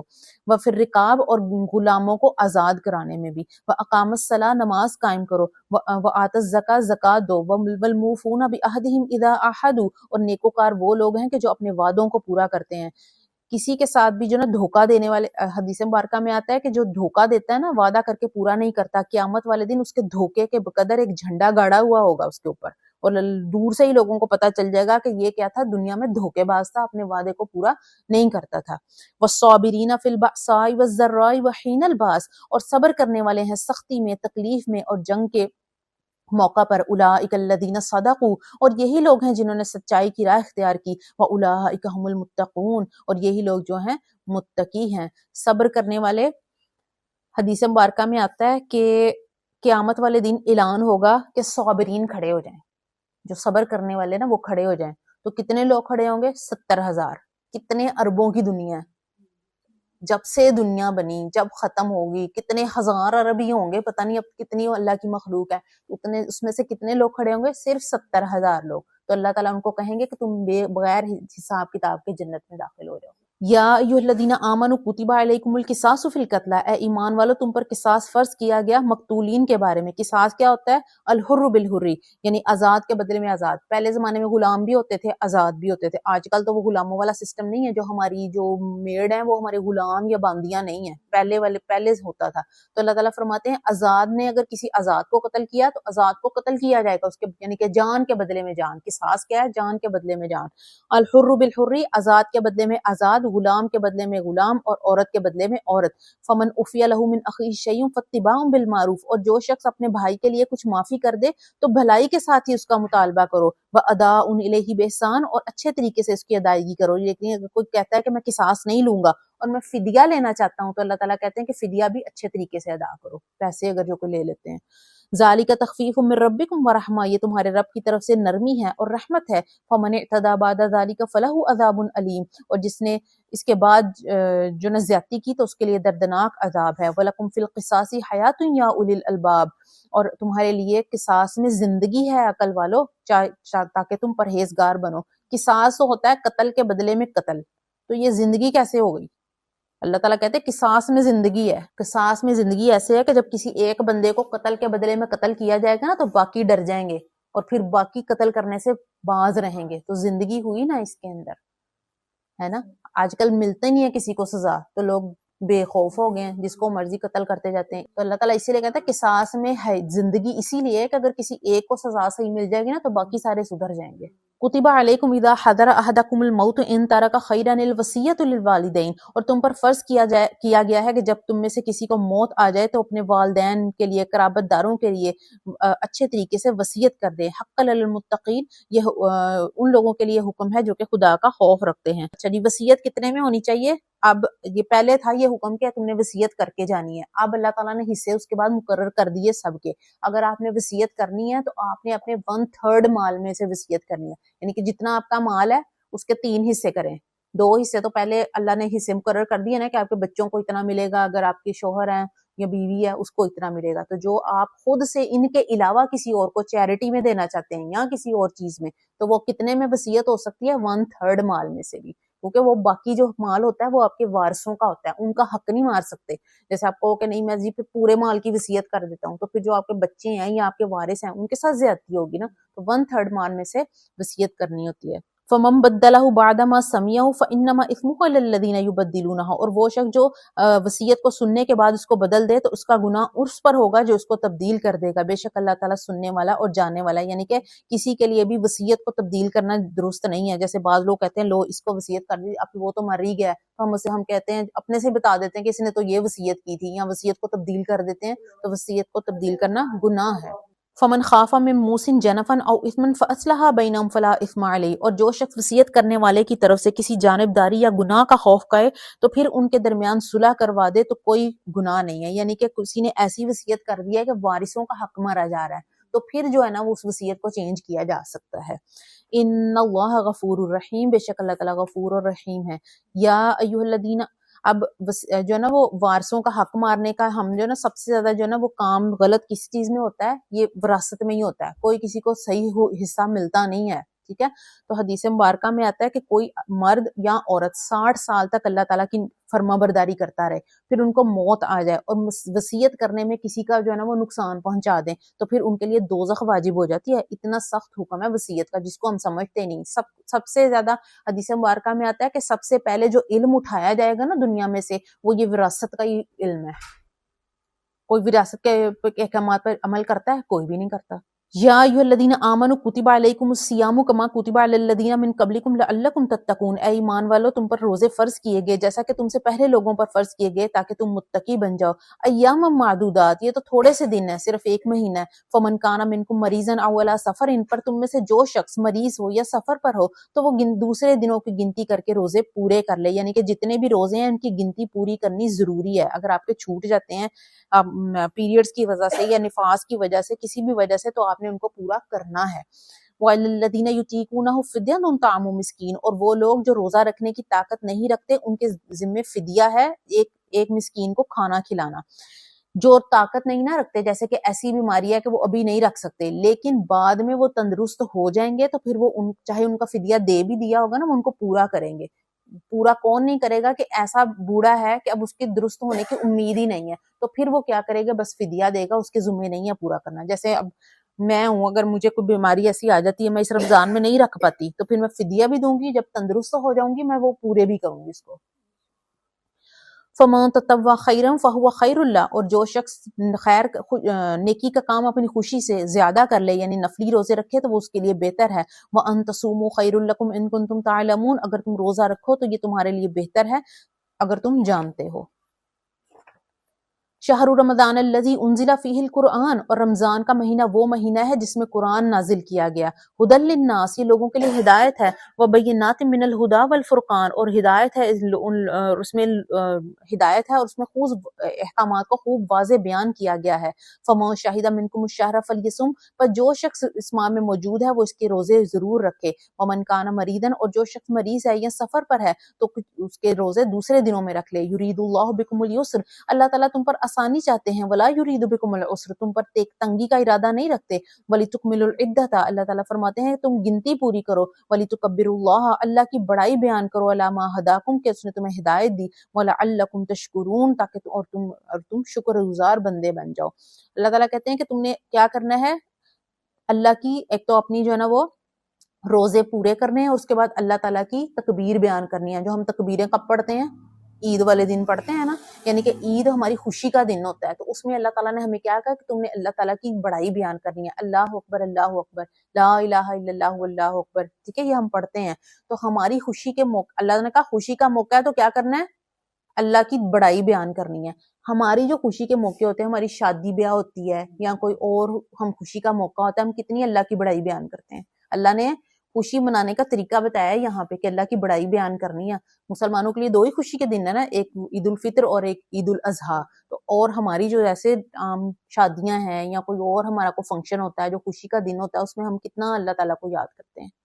نہیں کرتے، ٹھیک ہے۔ تو یہ اپنا جو نا محاسبہ کرنا ہے ہم نے یہاں پہ، اپنی لائف میں دیکھنا ہے کہ جو اللہ کہہ رہے ہیں وہ میں کتنا کر رہی ہوں۔ وَإِذَا سَأَلَكَ عِبَادِي عَنِّي فَإِنِّي قَرِيبٌ، اور جب میرے بندے آپ سے میرے بارے، یہ آیت مجھے بہت اچھی لگتی ہے، ہاں، جب میرے بندے آپ سے میرے بارے میں سوال کریں تو آپ ان کو بتائیں کہ میں ان کے قریب ہوں. اجیب دعوت الداعی اذا دعان، کہ جب میرا بندہ مجھ سے سوال کرتا ہے تو میں اس کی سوال کو قبول، اس کی دعا کو قبول کرتا ہوں. فلیستجیبوا لی، پر اس کو چاہیے کہ مجھ سے دعا کرے. ولیؤمنوا بی، اور میرے احکامات کو قبول کرے اور مجھ پر ایمان لائے. لعلہم یرشدون، تاکہ وہ نیک راہ پر رہیں. اللہ حدیث مبارکہ میں آتا ہے کہ اللہ تعالیٰ شرمیلے ہیں، اللہ تعالیٰ کو شرم آتی ہے کہ وہ اپنے بندے کو خالی ہاتھ لوٹائے. تو جب انسان جو ہے وہ دعا کرتا ہے تو اللہ تعالیٰ اس کی دعا کو ضرور قبول کرتے ہیں. ہم سمجھتے ہیں کہ ہماری دعا قبول نہیں ہوئی، ہماری دعا ہر صورت میں قبول ہوتی ہے، صرف اس کی صورتیں چینج ہو جاتی ہیں. کبھی اللہ تعالیٰ ہمیں وہی دے دیتے ہیں جو ہم مانگ رہے ہوتے ہیں، کیونکہ وہ اللہ تعالیٰ کو پتا ہوتا ہے یہ اس کے لیے درست ہے. ہمارے تو علم ناقص ہے نا، ہم وہ مانگتے ہیں جو ہمیں بظاہر نظر آتا ہے کہ یہ ہو جائے گا تو سب کچھ ٹھیک ہو جائے گا. اللہ تعالیٰ کو پتا ہے یہ اس کو مل جائے گا، چلو یہ اس کے لیے بہتر ہے، یہی دے دو. اللہ کو پتا ہوتا ہے کہ یہ نہیں، اس کے لیے تو یہ بہتر ہے، تو اس دعا کی وجہ سے وہ دوسرا بہتر ہمیں دے دیتے ہیں. تیسری صورت کیا ہوتی ہے کہ قیامت والے دن بندہ جائے گا اللہ تعالیٰ کے پاس، اللہ تعالیٰ کے سامنے کھڑا ہوگا، ایک بہت بڑا پہاڑ آئے گا اجر کا. تو وہ کہے گا اللہ تعالیٰ میں نے تو ایسی کوئی نیکی کی نہیں جس کا اتنا بڑا پہاڑ مجھے مل گیا اجر کا. تو اللہ تعالیٰ فرمائیں گے کہ یہ تیری وہ دعائیں ہیں جو میں نے تجھے دنیا میں قبول نہیں کی تھی تمہاری، یہ ان کا اجر ہے. تو بندہ حسرت کرے گا کہ اللہ تعالیٰ پھر دنیا میں تو میری کوئی دعا قبول نہ ہوتی، سارا اجر مجھے اینڈ پہ ہی ملتا. اور ہم جو ہے نا وہ اس وقت ہو جاتے ہیں کہ مایوس ہو جاتے ہیں کہ ہماری دعائی قبول نہیں ہوتی. ہمیں یہ نہیں معلوم کہ کتنا ہمارے لیے اجر اکٹھا ہو رہا ہے. اللہ تعالیٰ کہتے ہیں میں تو تمہارے اتنے قریب ہوں کہ تم اپنے نہ بھی زبان ہلاؤ، منہ سے نہ بھی بولو، دل میں ہی مجھے یاد کرو تو میں تمہاری پکار کو سنتا ہوں. احل لکم لیلۃ الصیام الرفث الی نسائکم، تمہارے لیے روزے کی راتوں میں بیویوں کے پاس جانا حلال قرار دے دیا گیا. ہن لباس لکم وانتم لباس لہن، وہ تمہارا لباس ہے اور تم ان کے لباس ہیں. یعنی کہ دیکھا میاں بیوی کو ایک دوسرے کے لیے لباس کہا گیا ہے. لباس کیا ہوتا ہے؟ جسم سے سب سے زیادہ قریب ہوتا ہے. تو اس کا مطلب ہے آپ کا جو رشتہ ہے جو آپ کے سب سے زیادہ قریب ہے وہ بھی میاں بیوی کا رشتہ ہے. لباس کو ہم ہمیشہ جب بھی چلتے ہیں کسی جگہ پر، کوئی کچرا آ جائے کوئی آ جائے تو ہم لباس کو اٹھا لیتے ہیں کہ ہمارا لباس گندا نہ ہو اس کو. تو اس کا مطلب ہے میاں بیوی کو بھی ایسا ہونا چاہیے کہ ایک دوسرے کو تکلیف نہ ہو کوئی. اور پھر کیا ہوتا ہے کہ لباس کس لیے ہوتا ہے کہ وہ ایک دوسرے کی ہماری ایپ پوشی کرتا ہے نا، ہماری پردہ پوشی کرتا ہے. تو میاں بیوی کو بھی ایک دوسرے کی پردہ پوشی کرنی چاہیے. علیم اللہ انکم کنتم تختانون انفسکم، اللہ تعالیٰ جانتے ہیں کہ تمہیں جو ہے نا اپنے نفس میں خیانت ہو جائے گی. فتاب اللہ علیکم، اللہ نے تمہاری توبہ قبول کی. وعفا عنکم، تم کو معاف کر دیا. فالآن باشروہن، اب تم ان سے میل ملاپ کرو. یعنی کہ روزے کی حالت میں تو بیوی کے پاس نہیں جا سکتے لیکن رات کے وقت جا سکتے ہیں. وابتغوا ما کتب اللہ لکم، اور تلاش کرو جو اللہ تعالیٰ نے تمہارے لیے لکھ دیا ہے. وکلوا واشربوا، اور کھاؤ پیو یہاں تک کہ سفیدی رات سے الگ نہ ہو جائے، یعنی فجر واضح نہ ہو جائے. ثم اتموا الصیام الی اللیل، پھر رات تک روزے کو پورا کرو. ولا تباشروہن وانتم عاکفون فی المساجد، لیکن اپنی بیویوں سے میل ملاپ نہ کرو اس حالت میں کہ تم مسجدوں میں اعتکاف کیے ہوئے ہو. تلک حدود اللہ، یہ اللہ کی حدود ہیں، ان کے پاس بھی نہ جاؤ. کذالک یبین اللہ آیاتہ للناس، اللہ تعالیٰ اسی طرح لوگوں کے لیے اپنی نشانیوں کو بیان کرتا ہے. لعلہم یتقون، تاکہ وہ پرہیزگار بن جائیں. وَلَا تَأْكُلُوا أَمْوَالَكُمْ بَيْنَكُمْ بِالْبَاطِلِ، اور ایک دوسرے کے مال باطل طریقے سے نہ کھاؤ. وَتُدْلُوا بِهَا إِلَى الْحُكَّامِ لِتَأْكُلُوا فَرِيقًا مِنَ الْأَمْوَالِ بِالْإِثْمِ وَأَنْتُمْ تَعْلَمُونَ، اور اپنے معاملات کو حاکموں کی طرف نہ لے جاؤ، اس لیے نہ لے جاؤ کہ تم ایک دوسرے کے حصے کو کھا لو گناہ کے ساتھ، حالانکہ تم جانتے ہو. یعنی کہ حاکموں کے پاس معاملات لے جانے کا مطلب یہ ہے کہ جیسے ہم رشوت دے کر کسی کا مال ہضم کر لیں، کوئی جھوٹی گواہی دے کر جو ہے نا وہ کسی کا مال ہضم کر لیں. حدیث مبارکہ میں آتا ہے کہ کسی نے کسی کی ناحق زمین چھوٹا سا ٹکڑا بھی کھایا ہوگا نا تو 7 آسمانوں کا توق اس کے گلے میں 7 زمینوں کا توق اس کے گلے میں ڈالا جائے گا. تو ہم تو ایسی جو ہے نا وہ سزائیں ہم تو ان کا تصور بھی نہیں کر سکتے کہ ہم وہ بھگت سکتے ہیں. لیکن ہم جب کھاتے ہیں تو وہ کسی کا ناحق مال کھاتے ہیں تو اس ہم تو سوچتے بھی نہیں ہیں. اور ناحق مال کھانا صرف مال و دولت نہیں ہے. جیسے ہم ایک گھر میں رہتے ہیں، جیسے دیورانیاں جٹھانیاں رہتی ہیں، نند بھابھی ہو گئی ہیں، تو کسی کی کوئی بھی چیز ایسے لے لینا کہ اس کو ناگوار گزرے وہ بھی ناحق ہی ہے. یعنی کہ جیسے اگر میں بڑی ہوں رشتے میں اور مجھے پتا ہے کہ اگر میں کسی سے مانگوں گی بھی تو وہ رشتے کی وجہ سے نہیں بھی اس کا دل کر رہا ہوگا نا تو وہ مجھے انکار نہیں کرے گی. یہ مجھے معلوم ہے. جیسے کہ میں ساس ہوں اور میں اپنی بہو کو کہوں گی مجھے دے دو، اب وہ بیچاری شرم میں دے گی چاہے اس کا دل نہ بھی کر رہا ہو. تو یہ بھی ناحق کھانا ہی ہے. جب آپ کو پتا ہے کہ اس کو ناپسند ہوگا تو آپ کو کہنا ہی نہیں چاہیے. ٹھیک ہے.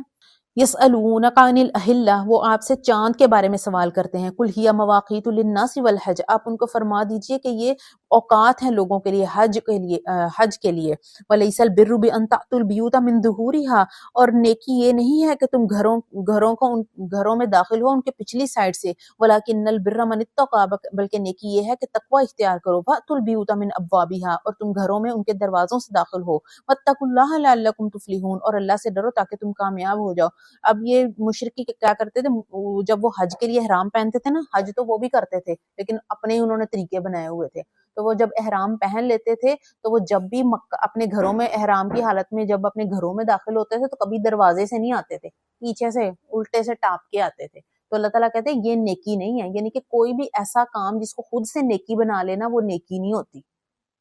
نیکی وہی ہے جو اللہ تعالیٰ نے آپ کو بتایا ہوا ہے کہ یہ طریقہ ہے کسی بھی کام کو کرنے کا۔ وَقَاتِلُوا فِي سَبِيلِ اللَّهِ الَّذِينَ يُقَاتِلُونَكُمْ وَلَا تَعْتَدُوا، اور اللہ تعالیٰ کی راہ میں جنگ کرو ان لوگوں سے جو تم سے جنگ کرتے ہیں لیکن زیادتی نہ کرو، یعنی کہ اگر بدلہ بھی لینا پڑے گا تو بدلہ لیا جا سکتا ہے لیکن بدلے میں بھی زیادتی نہیں کرنی۔ ان اللہ لا يحب المعتدین، اللہ تعالیٰ حد سے گزرنے والوں کو پسند نہیں کرتا۔ وَاقْتُلُوهُمْ حَيْثُ ثَقِفْتُمُوهُمْ، اگر وہ تمہیں تمہارے ساتھ قتال کرتے ہیں مشرکین تو تم بھی ان کو قتل کرو جہاں بھی ان کو پاؤ۔ وَأَخْرِجُوهُمْ مِنْ حَيْثُ أَخْرَجُوكُمْ، اور جہاں سے وہ تمہیں نکال دے تم بھی ان کو نکال دو، یعنی کہ انہوں نے تمہیں مکہ سے نکالا ہے تو تم بھی ان کو نکال سکتے ہو۔ وَالْفِتْنَةُ أَشَدُّ مِنَ الْقَتْلِ، اور فتنہ، شرک کا فتنہ قتل سے بھی زیادہ سخت ہے۔ وَقَاتِلُوهُمْ عِنْدَ الْمَسْجِدِ الْحَرَامِ، اور ان کو مسجد حرام کے پاس ان سے قتال کرو یہاں تک کہ وہ حتی یقاتلوکم فی، یہاں تک کہ وہ خود تم سے لڑیں، یعنی کہ خانہ کعبہ میں قتال کرنا کیا ہے، جائز نہیں ہے، وہاں آپ لڑ نہیں سکتے، لیکن اللہ تعالیٰ نے کہا کہ اگر وہ خانہ کعبہ کے قریب خود سے تم ابتدا کرتے ہیں لڑائی کی تو تم بھی لڑائی کر سکتے ہو، پھر تم نے یہ نہیں رہنا کہ بھائی قتال نہیں ہو سکتا، اگر وہ خود تم سے لڑیں تو تم بھی لڑو۔ فَإِن قَاتَلُوكُمْ فَاقْتُلُوهُمْ، اگر وہ تم سے جنگ کرتے ہیں تو تم بھی ان کو قتل کرو۔ كَذَلِكَ جَزَاءُ الْكَافِرِينَ، اور یہی سزا ہے کافروں کی۔ فَإِنِ انْتَهُوا فَإِنَّ اللَّهَ غَفُورٌ رَحِيمٌ، لیکن اگر وہ باز آ جائیں تو اللہ غفور الرحیم ہے۔ وَقَاتِلُوهُمْ حَتَّى لَا تَكُونَ فِتْنَةٌ، اور ان سے قتل کرو یہاں تک کہ فتنہ باقی نہ رہے۔ وَيَكُونَ الدِّينُ لِلَّهِ، اور دین صرف اللہ ہی کا ہو جائے۔ فَإِنِ انْتَهُوا، اگر وہ باز آ جائیں، فَلَا عُدْوَانَ إِلَّا عَلَى الظَّالِمِينَ، تو ظالموں کے علاوہ کسی کے اوپر زیادتی نہیں ہے۔ الشہر الحرام بالشہر الحرام، حرمت والا مہینہ حرمت والے مہینے کے عوض ہے۔ والحرمات قصاص، اور حرمتیں معاوضے کی جگہ، یعنی کہ 4 مہینے تھے جو حرمت والے تھے، ذی قعد، ذی الحج، اور کون سا تھا، محرم کا مہینہ، اور رجب، ہاں ذی الحج، ٹھیک ہے، یہ 4 مہینے تھے، ان میں قتال نہیں ہو سکتا تھا جب مشرکین آپس میں یعنی کہ یہ 4 مہینے حرمت والے مہینے تھے، تو اب ان میں یہ جب آپس میں جنگیں کرتے تھے تو جب یہ مہینے آتے تھے تو یہ بھی جنگ سے رک جاتے تھے، ٹھیک ہے۔ تو اللہ تعالیٰ فرماتے ہیں کہ لیکن اگر وہ حرمت والے مہینوں میں تم سے جنگ شروع کر دیں تو تم بھی کر دو، پھر تم رکے نہ رہو، جب وہ حرمت والے مہینوں کا پاس نہیں رکھتے تو تم بھی نہ رکھو۔ فَمَنِ اعْتَدَىٰ عَلَيْكُمْ فَاعْتَدُوا عَلَيْهِ بِمِثْلِ مَا اعْتَدَىٰ عَلَيْكُمْ، بس جو شخص تم پر کوئی زیادتی کرے تو تم بھی اتنی ہی زیادتی کرو جتنی زیادتی اس نے تم پر کی ہے۔ فَاتَّقُوا اللَّهَ، اور اللہ سے ڈرو، اور جان لو کہ اللہ تعالیٰ ڈرنے والوں کے ساتھ ہیں۔ وَأَنفِقُوا فِي سَبِيلِ اللَّهِ، اور اللہ کے راہ میں خرچ کرو۔ وَلَا تُلْقُوا بِأَيْدِيكُمْ إِلَى التَّهْلُكَةِ، اور اپنے آپ کو اپنے ہاتھوں سے ہلاکت میں نہ ڈالو۔ وَأَحْسِنُوا، اور اچھے کام کرو۔ احسان کیا، ہر چیز میں اللہ تعالیٰ کہتے ہیں احسان ہونا چاہیے۔ احسان کیا ہوتا ہے، کوئی کسی بھی کام کو اچھے طریقے سے کرنا۔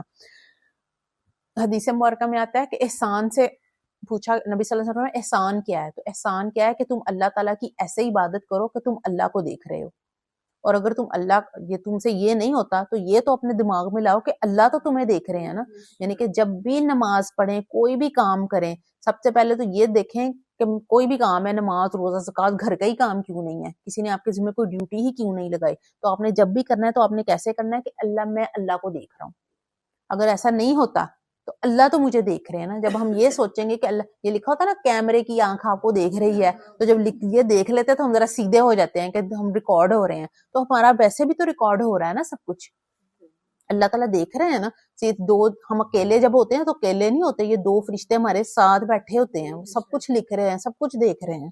وَأَتِمُّوا الْحَجَّ وَالْعُمْرَةَ لِلَّهِ، اور حج اور عمرے کو پورا کرو اللہ کے لیے۔ فَإِنْ أُحْصِرْتُمْ، اور اگر تم کو روک لیا جائے، فَمَا اسْتَيْسَرَ مِنَ الْهَدْيِ، تو جو بھی قربانی کا جانور ہو اس کو ذبح کر دو، یعنی کہ روک لیا جائے سے مراد یہ ہے کہ آپ نے احرام پہنا اور آپ چلے گئے اور آپ کی فلائٹ کینسل ہوگی، آپ تو 100% شور تھے میں جاؤں گی ہی جاؤں گی، آپ کی فلائٹ کینسل ہوگی، آپ اپنے احرام کیسے اتارنا ہے؟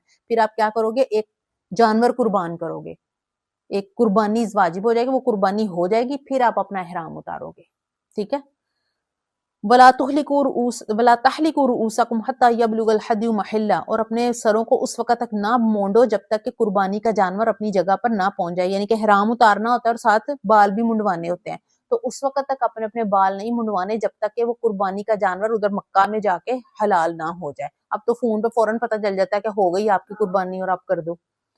فمن کانا منکم مریضن او بھی عدم من رأسہ ففدیۃ من صیام او صدقۃ او نسک، اور تم میں سے جو شخص مریض ہو یا اس کے سر میں تکلیف ہو، جب تک آپ احرام میں ہیں آپ اپنے بالوں کو نہیں کچھ کر سکتے، آپ نہیں کاٹ سکتے، ٹھیک ہے؟ لیکن اگر کوئی ایسی تکلیف آ گئی ہے کہ اب بال کاٹنا جو ہے نا وہ ضروری ہی ہو گیا ہے، جیسے ہم نے آگے پڑھا ایک واقعے میں ایک صحابی تھے کہ جوئیں ان کے سر سے لٹک رہی تھیں، تو نبی صلی اللہ علیہ وسلم پوچھا کہ یہ کیڑے تمہیں تکلیف نہیں دے رہے؟ تو انہوں نے کہا، اور احرام پہنا ہوا تھا، ظاہر ہے کچھ کر بھی نہیں سکتے بالوں کا، تو نبی صلی اللہ علیہ وسلم یہ کیڑے تمہیں تکلیف نہیں دے رہے؟ تو انہوں نے کہا ہاں جی نبی صلی اللہ علیہ وسلم یہ تو بڑی تکلیف دے رہے ہیں۔ تو پھر آپ نے کہا کہ تم حلق کروا دو اور پھر تم کیا کرو؟ فدیۃ من صیام، اب اس کا بدلہ کیا دینا ہے؟ 3 یا تو روزے رکھے گا یا صدقہ کرے گا، 6 مسکینوں کو کھانا کھلائے گا یا قربانی کرے گا، یہ پھر 3 آپشن ہے، یعنی کہ کوئی ایسی بیماری آ گئی، آپ نے احرام پہنا ہوا ہے، اب بیماری کوئی ایسی آ گئی کہ بال کٹوانے ہی پڑیں گے، تو پھر کیا کرنا پڑے گا؟ 3 روزے رکھیں گے یا 6 لوگوں کو کھانا کھلائیں گے یا قربانی کریں گے۔ فَإِذَا أَمِنْتُمْ، پر تم امن کی حالت میں ہو، فَمَنْ تَمَتَّعَ بِالْعُمْرَةِ إِلَى الْحَجِّ فَمَا اسْتَيْسَرَ مِنَ الْهَدْيِ، تو جو حج تمتع کرے، حج تمتع کیا ہوتا ہے؟ جیسے ہم پاکستانی کرتے ہیں، ہم کیا کرتے ہیں؟ ہم یہاں سے احرام وہاں جاتے ہیں، ایک عمرہ کرتے ہیں اور پھر احرام کھول دیتے ہیں، پھر حج کا الگ سے احرام پہنتے ہیں، ٹھیک ہے؟ وہ ہوتا ہے حج تمتع، سفر ایک ہے اور کام ہم نے 2 کر لیے، کیا؟ عمرہ بھی کیا اور حج بھی کیا، تو پھر وہ ایک قربانی جو ہم وہاں پہ کرتے ہیں نا وہ شکرانے کی قربانی ہوتی ہے، وہ اس کی واجب ہوتی ہے، ٹھیک ہے؟ احرام الگ الگ ہوتے ہیں، کھول کے پھر اس کے بعد دوبارہ حج کے دنوں میں دوبارہ پہنتے ہیں، جیسے 40 دن کوئی لوگ تو بہت پہلے چلے جاتے ہیں، پھر جاتے ساتھ ہی پہلے ایک عمرہ کر لیتے ہیں، پھر احرام کھول دیتے ہیں، پھر جب حج کے دن آتے ہیں دوبارہ احرام پہنتے ہیں، تو انہوں نے ایک قربانی کرنی ہوتی ہے۔ فَمَن لَّمْ يَجِدْ فَصِيَامُ ثَلَاثَةِ أَيَّامٍ، اب ایک ایسا آدمی ہے جس نے عمرہ بھی کر لیا حج بھی کر لیا لیکن اب پیسے نہیں ہیں اس کے پاس قربانی کرنے کے، تو وہ کیا کرے گا؟ 3 روزے رکھے گا حج کے دنوں میں، 7، 8 اور 9 کا، ٹھیک ہے؟ اور باقی 7 روزے رکھے گا جب وہ گھر واپس آ جائے گا، ٹوٹل 10 روزے رکھنے ہیں۔ ذَلِكَ لِمَن لَّمْ يَكُنْ أَهْلُهُ حَاضِرِي الْمَسْجِدِ الْحَرَامِ، یہ اس کے لیے ہے جس کے گھر والے مسجد حرام میں نہ ہو، یعنی کہ وہ مکہ کا مقیم نہ ہو، مکہ سے کہیں باہر سے آیا ہو۔ وَاتَّقُوا اللَّهَ، اور اللہ سے ڈرو اور جان لو کہ اللہ تعالیٰ شدید عذاب دینے والا ہے۔ الحج اشہر معلومات، اور حج کا وقت چند مہینے ہیں جو کہ معلوم ہیں۔ فمن فرض فیہن الحج فلا رفث ولا فسوق ولا جدال فی الحج، اور جو شخص حج کو اپنے ذمہ لازم کر لیا نہ تو کوئی فحش بات کرے، نہ کوئی گناہ کا کام کرے اور نہ کوئی جھگڑا کرے، یعنی کہ جب آپ نے حج کے لیے چلے گئے تو پھر آپ نے حج ہمیں کیا سکھاتا ہے؟ سیلف کنٹرول سکھاتا ہے کہ جب ہم نے احرام پہن لیا آپ نے خوشبو نہیں لگانی، آپ نے جھگڑا نہیں کرنا، اور کتنے حاجی وہاں پہ لڑ رہے ہوتے ہیں، میرے ہسبینڈ خود اپنا بتاتے ہیں کہ جب وہ حج کرنے گئے تو ان کی وہاں لڑائی ہو گئی تھی۔ ہاں، تو آپ نے ایسا کام نہیں کرنا، فسوق نہیں کرنا۔ اب میں نے کچھ دن پہلے میرا بیٹا مجھے دکھا رہا تھا کہ وہ حرم میں ایک آدمی بیٹھا ہوا تھا اور وہ گیم کھیل رہا تھا، سامنے خانہ کعبہ تھا۔ وَمَا تَفْعَلُوا مِنْ خَيْرٍ يَعْلَمْهُ اللَّهُ، اور جو بھی تم نیکی کا کام کرو گے تو اللہ تعالیٰ اس کو جانتے ہیں، یعنی کہ نیکی کا کام ایک تو وہاں جا کے ہم نے حج کیا، ٹھیک ہے؟ اس کے علاوہ جو بھی نیکی کا کام وہاں کریں گے اللہ تعالیٰ اس کو جانتے ہیں، یعنی کہ جب ہم مکہ جائیں تو کوئی نہ کوئی اپنا گول سیٹ کریں کہ جب میں جتنے دن میں باہر ہوں گی نا میں نے یہ بھی کرنا ہے، جیسے میں نے قرآن ضرور مکمل کرنا ہے، ٹھیک ہے؟ ایک تو حج کا تو کرنا ہی کرنا ہے میں نے، چلو میں اور وہاں کیا کرنا ہے؟ اللہ کا ذکر ہی کرنا ہے، تو کوئی نہ کوئی گول سیٹ کر کے جانا چاہیے کہ میں وہاں جاؤں گی، میں قرآن اتنی دفعہ مکمل کروں، میں یہ سورت یاد کروں گی وہاں جا کے، وہاں تو سارا کام کرنا آسان ہو جاتا ہے، جو نیت کر کے جائیں گی وہ ہو جائے گی آپ کی۔ وَتَزَوَّدُوا فَإِنَّ خَيْرَ الزَّادِ التَّقْوَىٰ، اور زیادہ در ساتھ لے لیا کرو، بے شک تقویٰ ہی بہترین زیادہ راہ ہے۔ وَاتَّقُونِ یا اولی الالباب، اور عقل والوں مجھ سے ڈرو۔ لیس علیکم جناح ان تبتغوا فضلا من ربکم، اور تم پر کوئی گناہ نہیں کہ تم معاش تلاش کرو جو تمہارے رب کی طرف سے ہے، یعنی کہ اگر تم مکہ حج کرنے گئے اور وہاں تمہیں تھوڑی سی تجارت یا مزدوری کرنی پڑ گئی ہے تو تم کر سکتے ہو، ٹھیک ہے؟ فَإِذَا أَفَضْتُم مِّنْ عَرَفَاتٍ، اور جب تم عرفات سے واپس ہو تو اللہ کو یاد کرو مشعر حرام کے نزدیک، یعنی مزدلفہ میں جاؤ تو وہاں پر اللہ تعالیٰ کا ذکر کرو۔ وَاذْكُرُوهُ كَمَا هَدَاكُمْ، اور اللہ کا ذکر ایسے کرو جیسے اس نے تمہیں ہدایت دی ہے، یعنی کہ ذکر بھی اپنی من مرضی کا نہیں کرنا، جو اللہ تعالیٰ نے بتایا ہے ویسے ہی کرنا ہے. وَإِن كُنتُم مِّن قَبْلِهِ لَمِنَ الضَّالِّينَ، اور اس سے پہلے تم ناواقف تھے.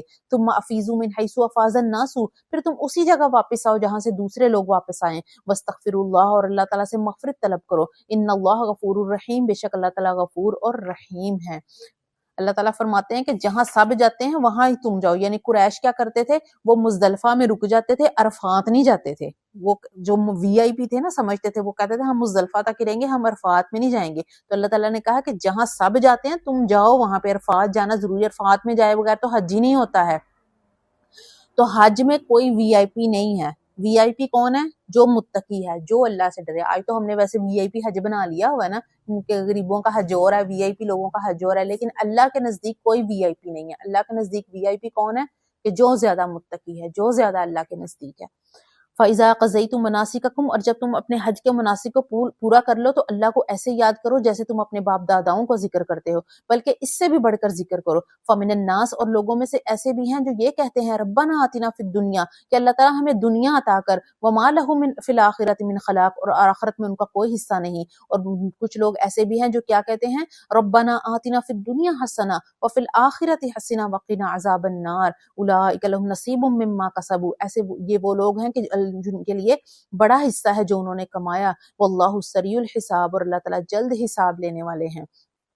اب دعا کا کہا حج کے موقع پر کہ آپ کیا دعا مانگنی ہے، دنیا بھی مانگنی ہے اور آخرت بھی مانگنی ہے. صرف دنیا کی دعائیں نہیں کرنی، ٹھیک ہے، دنیا تو مل ہی جانی ہے، آخرت کی دعائیں کرنی ہے. ایک مرتبہ حضرت انس رضی اللہ عنہ سے روایت ہے کہ نبی صلی اللہ علیہ وسلم نے ایک صحابی کی عیادت کے لیے گئے تو وہ اتنے کمزور ہو گئے ہوئے تھے کہ جیسے کہ کوئی چوزا ہو جاتا ہے، اتنے دبلے ہو گئے ہوئے تھے. تو نبی صلی اللہ علیہ وسلم نے فرمایا کہ تم نے کوئی ایسی دعا تو نہیں کی کہ جس کی وجہ سے تم اتنے پتلے ہوتے جا رہے ہو، اتنے کمزور ہوتے جا رہے ہو؟ تو انہوں نے کہا کہ ہاں جی نبی صلی اللہ علیہ وسلم، میں نے اللہ تعالیٰ سے دعا کی تھی کہ اللہ تعالیٰ مجھے جو سزا آخرت میں دینی ہے نا، مجھے دنیا میں ہی دے دے، آخرت میں نہ دے. تو نبی صلی اللہ علیہ وسلم نے فرمایا کہ تمہارے اندر اتنی طاقت نہیں ہے، بلکہ تم یہ دعا کیا کرو کہ ربنا آتنا فی الدنیا حسنہ وفی الآخرۃ حسنہ، کہ دنیا میں بھی اچھائی دے اللہ تعالیٰ اور مجھے آخرت میں بھی اچھائی دے. سب سے نبی صلی اللہ علیہ وسلم سے پوچھا گیا کہ سب سے جامع دعا کون سی ہے کہ جس میں سب کچھ ہی آ جائے، تو وہ یہ دعا ہے، دنیا کی بھی سب بھلائیاں اور آخرت کی بھی سب بھلائیاں. آپ باقی کچھ نہ بھی مانگو، آپ یہی دعا ہر وقت پڑھتے رہو تو اس میں سب کچھ آ جاتا ہے. وَاذْكُرُوا اللَّهَ فِي أَيَّامٍ مَّعْدُودَاتٍ، اور اللہ کا ذکر کرو چند دنوں میں. فَمَن تَعَجَّلَ فِي يَوْمَيْنِ فَلَا إِثْمَ عَلَيْهِ، اور جو شخص 2 دن کی جلدی کرے تو اس پر کوئی گناہ نہیں. 3 دن کرتے ہیں نا ہم مینا میں، 11، 12 اور 13، تو اللہ تعالیٰ فرماتے ہیں اگر کوئی 2 دن بعد بھی واپس آ جائے تو کوئی گناہ نہیں ہے. وَمَن تَأَخَّرَ فَلَا إِثْمَ عَلَيْهِ، اور جو کوئی اور اس میں تاخیر کرے تو کوئی گناہ نہیں اس شخص کے لیے جو تقوی اختیار کرے. وَاتَّقُوا اللَّهَ، اللہ سے ڈرو اور جان لو کہ تم اسی کی طرف لوٹ کر جانا ہے. وَمِنَ النَّاسِ مَن يُعْجِبُكَ قَوْلُهُ فِي الْحَيَاةِ الدُّنْيَا وَيُشْهِدُ اللَّهَ عَلَى مَا فِي قَلْبِهِ وَهُوَ أَلَدُّ الْخِصَامِ، اور لوگوں میں ایک شخص ایسا بھی ہے کہ جس کی گفتگو آپ کو دنیا کی زندگی میں بڑی پسند آتی ہے اور وہ اپنے قول کے لیے اللہ کو گواہ بھی بناتا ہے اس بات پر جو اس کے دل میں ہے. وَهُوَ أَلَدُّ الْخِصَامِ، اور وہ سخت جھگڑالو ہے. یعنی کہ ایک ایسے شخص کا ذکر ہے کہ جس کی باتیں تو ہمیں بڑی چکنی چپڑی لگتی ہیں، وہ ہمیں بڑا کہتا ہے کہ اپنی باتوں سے ہمیں بڑا جو نا وہ ہر چیز کے لیے قائل کر لیتا ہے، اور اپنے دل میں جو اس کی بات ہے اس کیا اللہ کی قسمیں بھی کھاتا رہتا ہے. کہ جیسے بعض اوقات لوگ کہتے ہیں نا کہ اللہ ہی جانتا ہے تم سے مجھے کتنی محبت ہے، اللہ ہی جانتا ہے کہ میں یہ کام ایسے کروں. تو اللہ تعالیٰ کہتے ہیں بعض لوگ ان کا یعنی کہ بیہیویئر ہوتا ہے کہ وہ بڑی چکنی چپڑی باتیں کرتے ہیں اور بیچ میں اللہ کا نام بھی لاتے ہیں، لیکن اصل میں وہ کیا ہوتے ہیں؟ بڑے جھگڑالو ہوتے ہیں. وَإِذَا تَوَلَّى سَعَىٰ فِي الْأَرْضِ لِيُفْسِدَ فِيهَا، کہ جب وہ پیٹھ پھیر کر چل دیتے ہیں تو زمین میں فساد پیدا کرتے ہیں تاکہ کھیتی کو اور نسل کو برباد کر دے. یعنی کہ اگر ویسے تو چکنی چپڑی باتیں کریں گے اور ذرا سا ان کے موڈ کے خلاف کوئی بات ہوگی تو پھر وہ کیا کریں گے؟ وہ پھر اپنا اصلی رنگ دکھا دیں گے. واللہ لا يحب الفساد، اللہ تعالیٰ فساد کو پسند نہیں فرماتے. وَإِذَا قِيلَ لَهُ اتَّقِ اللَّهَ أَخَذَتْهُ الْعِزَّةُ بِالْإِثْمِ فَحَسْبُهُ جَهَنَّمُ، اور جب اسے کہا جاتا ہے کہ تو اللہ سے ڈر تو اس کا نفس کا غرور اس کو گناہ پر آمادہ کرتا ہے. وَلَبِئْسَ الْمِہَادُ، اور اس کے لیے جہنم ہی کافی ہے اور وہ جہنم بہت برا ٹھکانہ ہے. یعنی کہ جب اس شخص سے کہا جاتا ہے کہ اللہ سے ڈرو تو اس کا جو نا غرور اس کو کیا کر دیتا ہے، اس کا نفس اس کو غرور پر آمادہ کرتا ہے. جیسے اگر مجھے کوئی بات کہے کہ اللہ تعالیٰ سے ڈرو اور یہ کام نہ کرو، تو کیا میں اس بات کو سن کر اس کے اوپر عمل کرتی ہوں یا اور اس کے اور چڑھائی کر دیتی ہوں کہ تم ہوتے کون مجھے ایسے کہنے والے؟ میں تو ایسا کہتا ہی نہیں. ٹھیک ہے، تو یہ ایک مائنڈ سیٹ اللہ تعالیٰ نے بتایا کہ کچھ لوگ ایسے بھی ہوتے ہیں کہ جب ان کو آپ اللہ تعالیٰ سے ڈراتے ہو تو پھر وہ کیا کرتے ہیں، وہ اور گناہوں میں اور آگے بڑھتے چلے جاتے ہیں۔ وَمِنَ النَّاسِ مَن يَشْرِي نَفْسَهُ ابْتِغَاءَ مَرْضَاتِ اللَّهِ، اور لوگوں میں سے ایسے بھی شخص ہیں کہ جو اپنے آپ کو بیچ دیتے ہیں اللہ کی رضا کے لیے۔ ایک تو وہ تھا کہ جس کو اللہ سے ڈرایا جاتا ہے تو وہ اور گناہوں میں گھستا چلا جاتا ہے، اور ایک اور ایسا شخص ہے جو کیا کرتا ہے، اپنے آپ کو بیچ دیتا ہے اللہ کی رضا کے لیے۔ ہم بھی بیچتے ہیں اپنے آپ کو اللہ کی رضا کے لیے؟ نہیں۔ وَاللَّهُ رَءُوفٌ بِالْعِبَادِ، اور اللہ تعالیٰ اپنے بندوں پر بڑا ہی مہربان ہے۔ زبان پر کنٹرول کرتے ہیں ہم اپنے اللہ تعالیٰ کے لیے؟ اپنے غصے پر کنٹرول کرتے ہیں؟ نہیں نا۔ تو اللہ کے اپنے نفس کو بیچنا اللہ تعالیٰ کی مرضی کے لیے کیا ہے کہ اللہ تعالیٰ نے جن کاموں سے منع کیا ہے، اللہ تعالیٰ کے لیے کسی کو معاف کرتے ہیں؟ اللہ تعالیٰ کے لیے اپنے غصے پر قابو رکھتے ہیں؟ نہیں۔ اپنے آپ کو بیچنے سے یہ مراد ہے کہ اپنے آپ پہ کنٹرول کیسے کرنا ہے، اللہ صرف یہ کہو کہ اس کا بدلہ اجر مجھے اللہ تعالیٰ نے دینا ہے۔ حق بات پر ہوتے ہوئے بھی جھگڑا چھوڑتے ہیں؟ نہیں چھوڑتے۔ یا ایھا الذین آمنوا ادخلوا فی السلم کافہ، اے ایمان والو اسلام میں پورے پورے داخل ہو جاؤ۔ جیسے کہ کل ہم نے پڑھا کہ یہ نہیں کہ اپنی مرضی کا کام کرنا ہے اور اپنی مرضی کا کام جو نہیں پسند وہ نہیں کرنا۔ اللہ تعالیٰ کہہ رہے ہیں پورے کے پورے دین میں شامل ہو جاؤ۔ وَلَا تَتَّبِعُوا خُطُوَاتِ الشَّیطان، اور شیطان کے قدموں کے پیچھے نہ چلو، بے شک وہ تمہارا کھلا دشمن ہے۔ فَإِن زَلَلْتُم مِّن بَعْدِ مَا جَاءَتْكُمُ الْبَيِّنَاتُ، اور اگر تم لرزش کھا جاؤ دلیلیں آ جانے کے باوجود، تو جان لو کہ اللہ تعالیٰ غالب حکمت والے ہیں۔ هَلْ يَنظُرُونَ إِلَّا أَن يَأْتِيَهُمُ اللَّهُ فِي ظُلَلٍ مِّنَ الْغَمَامِ وَالْمَلَائِكَةُ وَقُضِيَ الْأَمْرُ، کیا یہ لوگ جو لوگ ایمان نہیں لائے اس بات کے منتظر ہیں کہ اللہ اور فرشتے بادلوں کے سائبانوں میں ان کے پاس آ جائیں اور سارا قصہ ہی ختم ہو جائے۔ وَإِلَى اللَّهِ تُرْجَعُ الْأُمُورُ، اور اللہ ہی کی طرف امور کو لوٹایا جائے گا۔ سل بنی اسرائیل کم آتیناہم من آیت بینہ، اب بنی اسرائیل سے پوچھئے کہ ہم نے ان کو کتنی واضح دلیلیں دی۔ ومن یبدل نعمت اللہ من بعد ما جاءته فإن اللہ شدید العقاب، اور جو شخص اللہ کی نعمت کو یعنی کہ اللہ کے احکامات کو نعمت کے آنے کے بعد بدل دے تو پھر بے شک اللہ تعالیٰ سخت عذاب دینے والا ہے۔ زین للذین کفروا الحیات الدنیا، اور کافروں کے لیے تو دنیا کی زندگی کو مزین کر دیا گیا ہے۔ ویسخرون من الذین آمنوا، اور وہ ایمان والوں کے ساتھ مذاق اڑاتے ہیں، ان کا مذاق اڑاتے ہیں۔ یعنی کہ اللہ تعالیٰ نے دنیا کس کے لیے رکھی ہے؟ کافروں کے لیے رکھی ہے۔ مسلمانوں کے لیے کیا ہے؟ آخرت ہے۔ حدیث مبارکہ میں آتا ہے الدنیا سجن المؤمن و جنت الکافر، کہ دنیا مومن کے لیے قید خانہ ہے اور جنت ہے کافروں کے لیے۔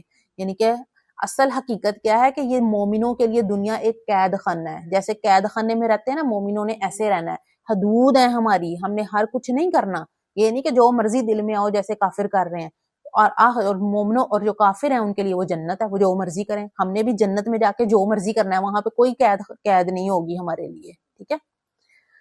والذین اتقوا فوقہم یوم القیامہ، اور وہ لوگ جو تقوی اختیار کرتے ہیں وہ ان قیامت والے دن اونچے درجوں میں ہوں گے۔ واللہ یرزق من یشاء بغیر حساب، اور اللہ تعالیٰ جس کو چاہتا ہے بلا حساب کے رزق دیتا ہے۔ رزق جو ہے نا وہ مقدر کے جتنا مقدر میں ہے نا وہ اللہ تعالیٰ نے دینا ہے۔ اللہ نے کہا میں جس کو چاہوں دوں، جس کو چاہو نہ دوں، لیکن جنت جو ہے نا وہ اپنی محنت کے حساب سے ملنی ہے۔ جتنی محنت یہاں کی ہوگی نا ویسی ہی جنت وہاں ملنی ہے۔ کان الناس امتا واحدہ، اور سب لوگ ایک ہی جماعت پر تھے۔ فبعث اللہ النبیین مبشرین ومنذرین، پھر اللہ تعالیٰ نے نبی بھیجے خوشخبری دینے والے، ڈرانے والے، اور ان کے ساتھ اللہ تعالیٰ نے کتاب نازل کی حق کے ساتھ، تاکہ جس چیز میں لوگ اختلاف کرتے ہیں اس کا فیصلہ کر دے۔ وَمَا اخْتَلَفَ فِيهِ إِلَّا الَّذِينَ أُوتُوهُ مِن بَعْدِ مَا جَاءَتْهُمُ الْبَيِّنَاتُ، اور یہ اختلاف ان لوگوں نے کیا جن کو کتاب دی گئی، اور انہوں نے یہ اختلاف کیا باہمی ضد کے باعث، یا یہاں تک کہ ان کے پاس کھلی ہوئی نشانیاں آ چکی تھیں۔ فَهَدَى اللَّهُ الَّذِينَ آمَنُوا، تو اللہ تعالیٰ نے اپنے فضل سے ان لوگوں کو جو ایمان لائے تھے حق کی ہدایت دی۔ واللہ یہدی من یشاء الی صراط مستقیم، اور اللہ تعالیٰ جس کو چاہتا ہے سیدھے راستے کی ہدایت دیتا ہے۔ اسی لیے ہمیشہ قرآن ہمیں سورۃ الفاتحہ میں کس چیز کی اللہ تعالیٰ نے سب سے پہلی دعا کیا سکھائی تھی؟ اہدنا الصراط المستقیم، اور یہ ایسی دعا ہے کہ ہمیں مرتے دم تک اس کی دعا کرتے ہی رہنا ہے کہ اللہ تعالیٰ ہمیں مرتے دم تک صراط مستقیم پر ہی رکھے۔ اللہ تعالیٰ کہتا ہے میں جس کو چاہتا ہوں اس کو صراط مستقیم دے دیتا ہوں، لیکن پہلے مجھے مانگنا بھی تو چاہیے نا، پہلے میں مانگوں گی تو اللہ تعالیٰ دیں گے نا مجھے ہدایت۔ ام حسبتم ان تدخلوا الجنۃ ولما یأتکم مثل الذین خلو من قبلکم، اور تم نے یہ گمان کر لیا ہے کہ جنت میں داخل ہو جاؤ گے حالانکہ ان جیسے لوگوں کے واقعات تو تمہیں پیش ہی نہیں آئے جو تم سے پہلے گزرے تھے۔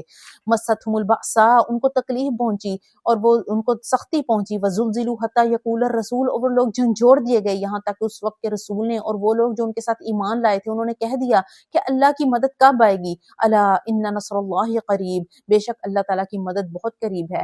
ایک مرتبہ صحابہ کرام نبی صلی اللہ علیہ وسلم کے پاس آئے اور انہوں نے آپ کو بتایا کہ نبی صلی اللہ علیہ وسلم آپ جو نا وہ انہوں نے بتایا کہ مشرکین ہمیں کس کس طرح ایذا دیتے ہیں، تو انہوں نے کہا کہ آپ اللہ تعالیٰ سے دعا نہیں فرماتے ہمارے لیے نبی صلی اللہ علیہ وسلم؟ تو نبی صلی اللہ علیہ وسلم نے فرمایا کہ تم سے پہلے جو لوگ مسلمان تھے نا تو ان کو اس سے بھی زیادہ تکلیفیں دی جاتی تھی جو تمہیں دی جاتی تھی۔ بعض ایسے تھے کہ جن کو زمین میں گڑھا کھود کر جو ہے نا وہ کھڑا کر دیا جاتا، گڑھے میں دفن کر دیا جاتا تھا کہ صرف سر باہر رہے، اور آرا لا کر ان کا سر کاٹ دیا جاتا تھا، یا پھر ایسا کرتے تھے کہ لوہے کی کنگیاں ان کے جو نا وہ جسم کے اوپر پھیری جاتی تھی کہ گوشت تک سے گزر کے وہ ہڈی تک پہنچ جاتا تھا۔ تو اللہ تعالیٰ نبی صلی اللہ علیہ وسلم نے فرمایا کہ یہ چیز بھی ان کو ان کے دین سے روکنے والی نہیں تھی۔ جو حضرت فرعون کی بیوی تھی حضرت آسیہ، کیا کیا تھا اس نے ان کے ساتھ کہ ان کو تپتی ہوئی ریت پہ لٹا دیا تھا اور ان کے پاؤں میں میخیں گاڑ دی تھی اور ہاتھوں میں ایسے میخیں گاڑ دی تھی اور ایک بھاری پتھر ان کے اوپر لا کر رکھ دیا تھا۔ اتنے جو نا وہ ان لوگوں کے اوپر ظلم ہے۔ اللہ تعالیٰ کہتے ہیں کہ تم ایسے ہی جنت میں چلے جاؤ گے، کوئی اللہ تعالیٰ ٹیسٹ نہیں لیں گے تمہارا؟ پہلے لوگوں کے اتنے ٹیسٹ لیے تو کیا تمہارے نہیں آئیں گے؟ صرف نبی صلی اللہ علیہ وسلم کی امت ہونے کے چکروں میں ہی نہ رہو کہ میں امتی ہوں میں چلا جاؤں گا جنت میں، ٹیسٹ تو آئیں گے۔ یسألونک ماذا ینفقون، وہ آپ سے سوال کرتے ہیں کہ کیا خرچ کریں، کہہ دیجئے کہ ما انفقتم من خیر فللوالدین، کہ جو بھی تم خرچ کرو وہ والدین کے لیے، اقربین رشتہ داروں کے لیے، یتیموں کے لیے، مسکینوں کے لیے اور مسافروں کے لیے، وما تفعلوا من خیر فإن اللہ به علیم، اور جو بھی تم خیر کا کام کرو تو اللہ اس کو خوب جانتے ہیں۔ کتب علیکم القتال وهو کرہ لکم، اور تم پر جنگ کرنا، قتال کرنا فرض کر دیا گیا حالانکہ وہ تمہیں ناگوار ہے، کیونکہ ظاہر جان جا سکتی ہے۔ وَعَسَىٰ أَن تَكْرَهُوا شَيْئًا وَهُوَ خَيْرٌ لَكُمْ، یہ بھی آیت بہت پیاری ہے، اس کو ہمیشہ اپنے دل میں جو نا یاد رکھنا ہے اپنے اس کے ترجمے کو۔ وَعَسَىٰ أَن تَكْرَهُوا شَيْئًا وَهُوَ خَيْرٌ لَكُمْ، اللہ تعالیٰ کہتے ہیں ممکن ہے تم کسی چیز کو برا سمجھو اور وہی تمہارے لیے بہتر ہو۔ وَعَسَىٰ أَن تُحِبُّوا شَيْئًا وَهُوَ شَرٌّ لَكُمْ، اور تم کسی چیز کو پسند کرو، ہو سکتا ہے وہ تمہارے لیے بری ہو۔ وَاللَّهُ يَعْلَمُ وَأَنتُمْ لَا تَعْلَمُونَ، کہ اللہ ہی چیزوں کی حقیقت کو جانتے ہیں، تم نہیں جانتے۔ جب بھی کوئی پریشانی آئے، کوئی تکلیف آئے نا، اس آیت کے ترجمے کو اپنے ذہن میں لے آیا کریں کہ اللہ تعالیٰ کہتے ہیں کہ تم اس چیز کو ناپسند کرتے ہو سکتا ہے وہی تمہارے لیے اچھی ہو، اور تم کہتے ہو کہ نہیں اللہ تعالیٰ یہ نہیں ہونا چاہیے، وہ دوسری چیز ہونی چاہیے، جس کو تم پسند کریں وہ تمہارے لیے بہتر نہ ہو۔ تو اس چیز کو ہمیشہ اپنے ذہن میں رکھا کریں۔ جب بھی مجھے کوئی ایسے مسئلہ آتا ہے نا، میں اس چیز کو اپنے دماغ میں لاتی ہوں اور مجھے سکون آ جاتا ہے کہ جس کو میں سمجھ رہی ہوں کہ یہ بری ہے، ہو سکتا ہے یہی میرے لیے اچھی ہو۔ تو جو نا یہ اپنا یہ انسان کا مائنڈ سیٹ جو ہے نا یہ آیت چینج کر دیتی ہے۔ یسألونک عن الشہر الحرام قتال فیہ، اور وہ آپ سے شہر حرام کے بارے میں سوال کرتے ہیں اس میں قتال کے بارے میں۔ قل قتال فیہ کبیر، اور وہ آپ کہہ دیجئے کہ اس میں جنگ کرنا بڑا جرم ہے۔ وصد عن سبیل اللہ وکفر بہ والمسجد الحرام، اور اللہ کی راہ سے روکنا اور اس کے ساتھ کفر کرنا اور مسجد حرام کے ساتھ کفر کرنا۔ واخراج اہلہ منہ اکبر عند اللہ، اور مسجد حرام کے رہنے والوں کو وہاں سے نکال دینا اللہ کے نزدیک بڑا گناہ ہے۔ والفتنۃ اکبر من القتل، اور فتنہ جو ہے وہ قتل کرنے سے بھی بڑا جرم ہے۔ ولا یزالون یقاتلونکم حتی یردوکم عن دینکم، اور یہ کافر لوگ آپ سے جنگ کرتے رہیں گے یہاں تک کہ آپ کو آپ کے دین سے پھیر دیں اگر ان سے ہو سکے۔ ومن یرتد منکم عن دینہ، اور تم میں سے جو شخص اپنے دین سے پھر جائے اور وہ مر جائے اس حال میں کہ وہ کافر ہے، تو اس کے اعمال دنیا اور آخرت میں غارق ہو گئے۔ واولئک اصحاب النار، وہ جہنمی ہیں جس میں وہ ہمیشہ رہیں گے۔ اب یہاں پہ جو لوگ مرتد ہو جاتے ہیں یعنی کہ جو اسلام لے کر آتے ہیں اور اس کے بعد جو ہیں وہ پھر اسلام سے پھر جاتے ہیں، تو ان کا حکم کیا ہے کہ ان کے جتنے پہلے جو ہے نا وہ ایک تو ان کو قتل کرنے کا حکم ہے مرتد کو، دوسرا جو پہلے انہوں نے اسلام کے زمانے میں جتنے اعمال کیے، چاہے حج کیا، عمرہ کیا، جو کیا، وہ سارے ضائع ہو جائیں گے۔ اور اگر وہ اسلام لانے والا جو ہے وہ جو مرتد ہونے والا دوبارہ بھی لے آئے گا نا اسلام، تو پھر وہ جو پچھلے اس کے فرض تھے وہ سارے پورے کرے گا، کیونکہ وہ تو سب زیرو ہو چکے ہیں۔ ان الذین آمنوا والذین ہاجروا، اور وہ لوگ جو ایمان لائے اور جنہوں نے جہاد کیا، وجاہدوا فی سبیل اللہ، اور اللہ کے راستے میں جہاد کیا، وہی لوگ اللہ کی رحمت کی امید رکھتے ہیں، اور اللہ تعالیٰ غفور اور رحیم ہے۔ یسألونک عن الخمر والمیسر، اور وہ یہ آپ سے شراب اور جوئے کے بارے میں سوال کرتے ہیں. قل فیہما اثم کبیر، آپ فرما دیجئے کہ ان دونوں میں بڑا ہی گناہ ہے. ومنافع للناس، اور کچھ لوگوں کے لیے تھوڑا سا فائدہ ہے، لیکن ان کا گناہ ان کے نفع سے زیادہ ہے. یہ پہلا حکم تھا شراب کے بارے میں. جب ان نے پوچھا کہ شراب کا کیا حکم ہے تو نبی فوراً ہی اس کی حرمت کا حکم آ گیا کہ یہ حرام ہے، کیونکہ اللہ تعالیٰ نے آہستہ آہستہ گریجولی چیزوں کو چینج کیا نا. تو پہلے انہوں نے کہا کہ یہ اس کے جو نا فائدے کم ہیں اور اس کے نقصانات زیادہ ہیں، پھر جو حرمت کا حکم بعد میں آیا تھا. وَيَسْأَلُونَكَ مَاذَا يُنْفِقُونَ، اور وہ آپ سے سوال کرتے ہیں کہ کیا خرچ کریں. کہہ دیجئے جو کہ بچ جائے، یعنی کہ پہلے اپنی ضرورتیں پوری کرو، جو بچ جائے وہ تم خرچ کرو. کذالک یبین اللہ لکم الآیات، اللہ تعالیٰ ایسے ہی تم پر اپنی آیات کو بیان کرتا ہے تاکہ تم غور و فکر کرو دنیا میں اور آخرت میں. ویسألونک عن الیتامی، وہ آپ سے یتیموں کے بارے میں سوال کرتے ہیں. قل اصلاح لہم خیر، سوال کیا کرتے تھے کہ ہم یتیم کا مال علیحدہ سے رکھیں یا اپنے مال کے ساتھ ملا لیں. قل اصلاح لہم خیر، تو آپ فرما دیجئے کہ اصلاح کرنا بہتر ہے. وَإِن تُخَالِطُوهُمْ فَإِخْوَانُكُمْ، اگر تم ان کا مال اپنے ساتھ ملا بھی لو تو وہ تمہارے بھائی ہیں. واللہ یعلم المفسد من المصلح، اور اللہ تعالیٰ جانتے ہیں کہ کون فساد پیدا کرنے والا ہے اور کون اصلاح کرنے والا ہے. وَلَوْ شَاءَ اللَّهُ لَأَعْنَتَكُمْ، اور اللہ تعالیٰ چاہتا تو تم کو مشقت میں ڈال دیتا، بے شک اللہ تعالیٰ عزیز اور حکمت والے ہیں. وَلَا تَنْكِحُوا الْمُشْرِكَاتِ حَتَّى يُؤْمِنْ، اور تم نہ نکاح کرو مشرک عورتوں سے یہاں تک کہ وہ ایمان نہ لے آئیں. وَلَأَمَةٌ مُؤْمِنَةٌ خَيْرٌ مِّن مُشْرِكَةٍ، بے شک ایمان والی باندی بہتر ہے مشرک عورت سے. وَلَوْ أَعْجَبَتْكُمْ، چاہے وہ اچھی ہی کیوں نہ لگے. یعنی کہ اہل کتاب سے اب بھی شادی کرنا جو ہے نا وہ درست نہیں ہے، کیونکہ اب بھی اہل کتاب جو ہیں وہ اپنے اصل دین پہ تو ہے نہیں ہے. ہم کہتے ہیں نا کہ جو عیسائیوں سے شادی ہو سکتی کیونکہ وہ اہل کتاب ہے، لیکن چونکہ وہ اب ان کا اہل کتاب کا بھی اصل مذہب تو ہے ہی نہیں ہے. حضرت عمر کے زمانے میں اب تو پھر کچھ بہتر ہوں گے اہل کتاب، اس حضرت عمر جو تھے وہ منع کرتے تھے لوگوں کو اہل کتاب سے شادی کرنے. تو آج تو بالکل ہی ماحول الٹا ہو گیا ہوا ہے، تو اب کیسے ہم جو ہے نا وہ اہل کتاب سے شادی کی جا سکتی ہے. تو اللہ تعالیٰ فرماتے ہیں کہ مشرک جو ایک باندی ہے اگر وہ یعنی کہ اس کا فائنینشیل سٹیٹس کم بھی ہے لیکن وہ مومن ہے تو پھر جو ہے نا وہ مشرک سے بہتر ہے. تم ان سے شادی نہ کرو، بے شک باندی سے کر لو لیکن ایمان والی تو وہ ہے نا.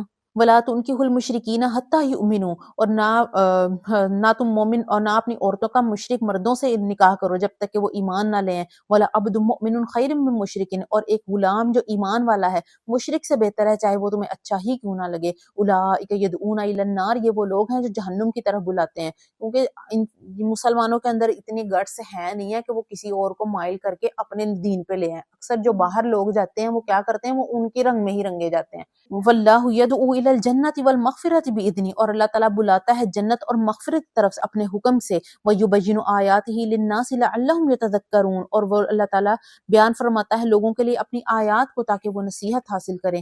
ویسألونک عن المحیض، اور یہ آپ سے حیض کے بارے میں سوال کرتے ہیں کہ حیض کے حالت میں شوہر بیوی کے پاس جائے یا نہ جائے. قل ہوا اذی، تو آپ فرما دیجئے کہ یہ گندگی ہے. فاعتزلوا النساء فی المحیض، تم حیض کی اور حالت میں عورتوں سے الگ رہو اور یا ان کے پاس نہ جاؤ جب تک کہ وہ مکمل پاک نہ ہو جائیں، اور جب وہ اچھی طرح پاک ہو جائیں تو ان کے پاس جاؤ اس طریقے سے جیسے کہ اللہ نے تم کو حکم دیا ہے. ان اللہ یحب التوابین، کہ بے شک اللہ تعالیٰ توبہ قبول کرنے والوں کو پسند فرماتا ہے. ویحب المتطہرین، اور پاکی اختیار کرنے والوں کو خوب پسند کرتا ہے. نساؤکم حرث لکم، اور تمہاری عورتیں تمہاری کھیتی ہیں. کھیتی کیوں کہا؟ تو نساؤکم حرث لکم، کہ عورتیں تمہاری کھیتی ہیں. ہمارے گھر کا جو سب سے خوبصورت خوش کن منظر ہوتا ہے وہ ہمارا کیا ہوتا ہے، وہ ہمارا گارڈن ایریا ہوتا ہے جس کو دیکھ کے ہمارا دل خوش ہو جاتا ہے. تو عورتیں بھی کیا ہیں، ایسی ہونی چاہیے کہ جن کو دیکھیں تو مردوں کا دل خوش ہو جائے. فَأْتُوا حَرْثَكُمْ أَنَّىٰ شِئْتُمْ، اور اپنی کھیتی میں آؤ جیسے کہ آؤ حلال طریقے سے، ٹھیک ہے. وَقَدِّمُوا لِأَنفُسِكُمْ، اور اپنے لیے آگے نیک کام بھیجو، یعنی کہ صرف پھر میاں بیوی کے تعلقات میں ہی نہ لگے رہو، نیکی کے کاموں کو بھول نہ جانا. وَاتَّقُوا اللَّهَ، اور اللہ تعالیٰ سے ڈرو. وَاعْلَمُوا، اور جان لو کہ تم اللہ تعالیٰ سے ملنے والے ہو. وَبَشِّرِ الْمُؤْمِنِينَ، اور مومنین کو جنت کی خوشخبری دے دو.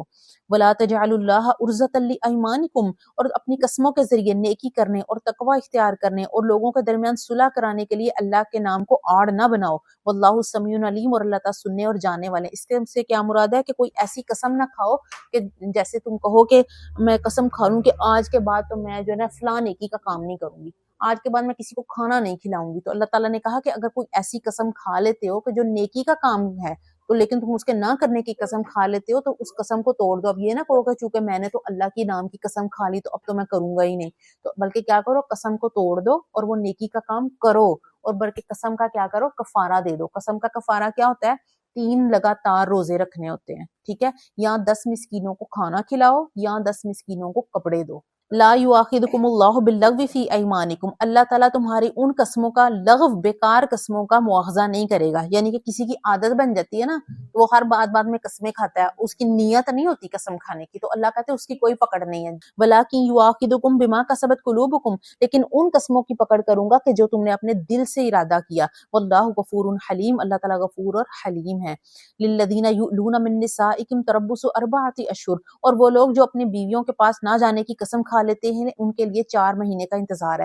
پہلے کیا کرتے تھے لوگ, زمانہ جاہلیت میں قسم کھا لیتے تھے کہ میں کبھی بھی اپنی بیوی کے پاس نہیں جاؤں گا, اور قسم کھا لی اب جانا ہی نہیں ہے, اس کو بھی لٹکا کے رکھا ہوا ہے. اور خود تو بندے شادی کر لیتے ہیں, کوئی دوسری کر لیتے ہیں, لیکن عورت تو نہیں نا کہیں جا سکتی, اس کو تو آپ نے ایسے لٹکا دیا. تو اللہ تعالیٰ نے پھر اس کا حکم کیا دیا کہ اگر کوئی شخص ایسی قسم کھا لیتا ہے تو 4 مہینے سے پہلے اپنی قسم توڑ دے, قسم کا کفارہ دے اور اپنی بیوی کے ساتھ رہے. لیکن پھر اگر 4 مہینے تک وہ نہیں جاتا تو 1 طلاق ہو جائے گی. پھر عورت جو ہے نا وہ پھر اس کے بعد اگر وہ اس کے ساتھ رہنا چاہے تو دوبارہ شادی ہو سکتی ہے, لیکن اب پھر عورت کو بھی آزاد کر دو. یہ تو نہیں نا کہ قسم کھا لی اب اس کو بھی تم لٹکا کے رکھو, اس کی بھی پھر کیا زندگی ہے. فَإِنْ فَاءُوا فَإِنَّ اللَّهَ غَفُورٌ رَحِيمٌ, تو اگر وہ رجوع کر لیں تو اللہ تعالیٰ بخشنے والے مہربان ہے. وَإِنْ عَزَمُوا الطَّلَاقَ, اور اگر وہ طلاق کا پختہ ارادہ کر لیں تو بے شک اللہ تعالیٰ سمیع اور علیم ہے. وَالْمُطَلَّقَاتُ يَتَرَبَّصْنَ بِأَنفُسِهِنَّ 3 قُرُوء, اور طلاق دی ہوئی عورتیں اپنے آپ کو روکے رکھیں 3 حیض تک, یعنی کہ طلاق والی عورت کی عدت کیا ہے؟ 3 حیض ہیں. وَلَا يَحِلُّ لَهُنَّ أَن يَكْتُمْنَ مَا خَلَقَ اللَّهُ فِي أَرْحَامِهِنَّ, اور ان کے لیے یہ بات حلال نہیں ہے کہ جو کچھ اللہ تعالیٰ نے ان کے رحموں میں پیدا کیا ہے اسے چھپائیں. یعنی کہ عورتیں بھی بتا دیں کہ وہ حیض آ رہا ہے ان کو یا وہ حمل سے ہیں, کہ اللہ نے کہا کہ چھپائیں نہ اگر وہ اللہ پر اور آخرت پر ایمان رکھتی ہیں. وَبُعُولَتُهُنَّ أَحَقُّ بِرَدِّهِنَّ فِي ذَلِكَ إِنْ أَرَادُوا إِصْلَاحًا, اور ان کے شوہر عدت کی مدت کے اندر ان کے لوٹائے جانے کے زیادہ حقدار ہیں. یعنی کہ اگر 1 طلاق دی ہے اور وہ دوبارہ صلح کرنا چاہتے ہیں اور دوبارہ ایک دوسرے کے ساتھ جانا چاہتے ہیں تو اللہ تعالیٰ فرماتے ہیں کہ ان کے شوہر زیادہ حقدار ہیں کہ وہ ان سے صلح کر لیں. وَلَهُنَّ مِثْلُ الَّذِي عَلَيْهِنَّ بِالْمَعْرُوفِ, اور عورتوں کے لیے اس جیسا حق ہے کہ جیسا ان کے اوپر ہے. وَلِلرِّجَالِ عَلَيْهِنَّ دَرَجَةٌ, اور مردوں کے لیے ایک درجہ بڑا ہوا ہے. یعنی کہ مردوں کا کیا ہے؟ ایک درجہ. اللہ تعالیٰ نے کہا ہے میں نے مردوں کو ایک عورت پر ایک درجہ فضیلت دی ہے. کیوں؟ کیونکہ کسی بھی ملک میں بادشاہ ایک ہو سکتا ہے, 2 بادشاہ ہوں گے تو لڑائیاں ہوں گی نا. کسی بھی گاڑی کا ڈرائیور کتنے ہوتے ہیں؟ ایک ہوتا ہے, وہ کہ میں نے ادھر موڑنی ہے, وہ کہ میں نے ادھر موڑنی ہے, ٹھیک ہے. تو اللہ تعالیٰ نے خود سے ہی مرد کو ایک درجہ فضیلت دیا ہے. کیوں؟ کیونکہ مرد جو ہوتا ہے وہ مینٹلی اسٹرانگ ہوتا ہے. ہم عورتیں بہت ساری چیزوں میں فوراً ہی واویلا میں چاہتی ہیں, ہاتھ پیر چھوڑ دیتی ہیں, کوئی سا بھی ایسا, اور ہمیں کوئی مسئلہ پیش آئے تو فوراً ہمارا دھیان کس کی طرف جاتا ہے کہ ہم اپنے شوہر کو بتائیں, ابو کو بتائیں, وہ ہمارا مسئلہ حل کریں گے, اور وہ کرتے بھی ہیں, ٹھیک ہے.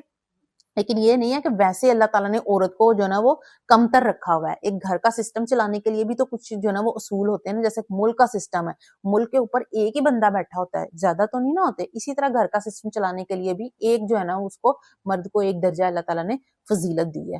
واللہ عزیز حکیم, اور اللہ تعالیٰ عزیز اور حکمت والے, یعنی کہ اللہ کے ہر کام میں حکمت ہے. اگر اللہ تعالیٰ نے مرد کو ایک درجہ فضیلت دی ہے تو اس میں بھی حکمت ہے. ہم جو ہے نا اس کے اندر جو ہے نا وہ اعتراض کرتے ہیں. الطلاق مرتان, اور ایسی طلاق جس کے بعد رجوع ہو سکتا ہے وہ 2 مرتبہ ہے. یعنی کہ 2 دفعہ طلاق دی ہیں تو پھر دوبارہ رجوع ہو سکتا ہے. 3 طلاقیں دی پھر تو وہ حلال ہی کرنا پڑتا ہے.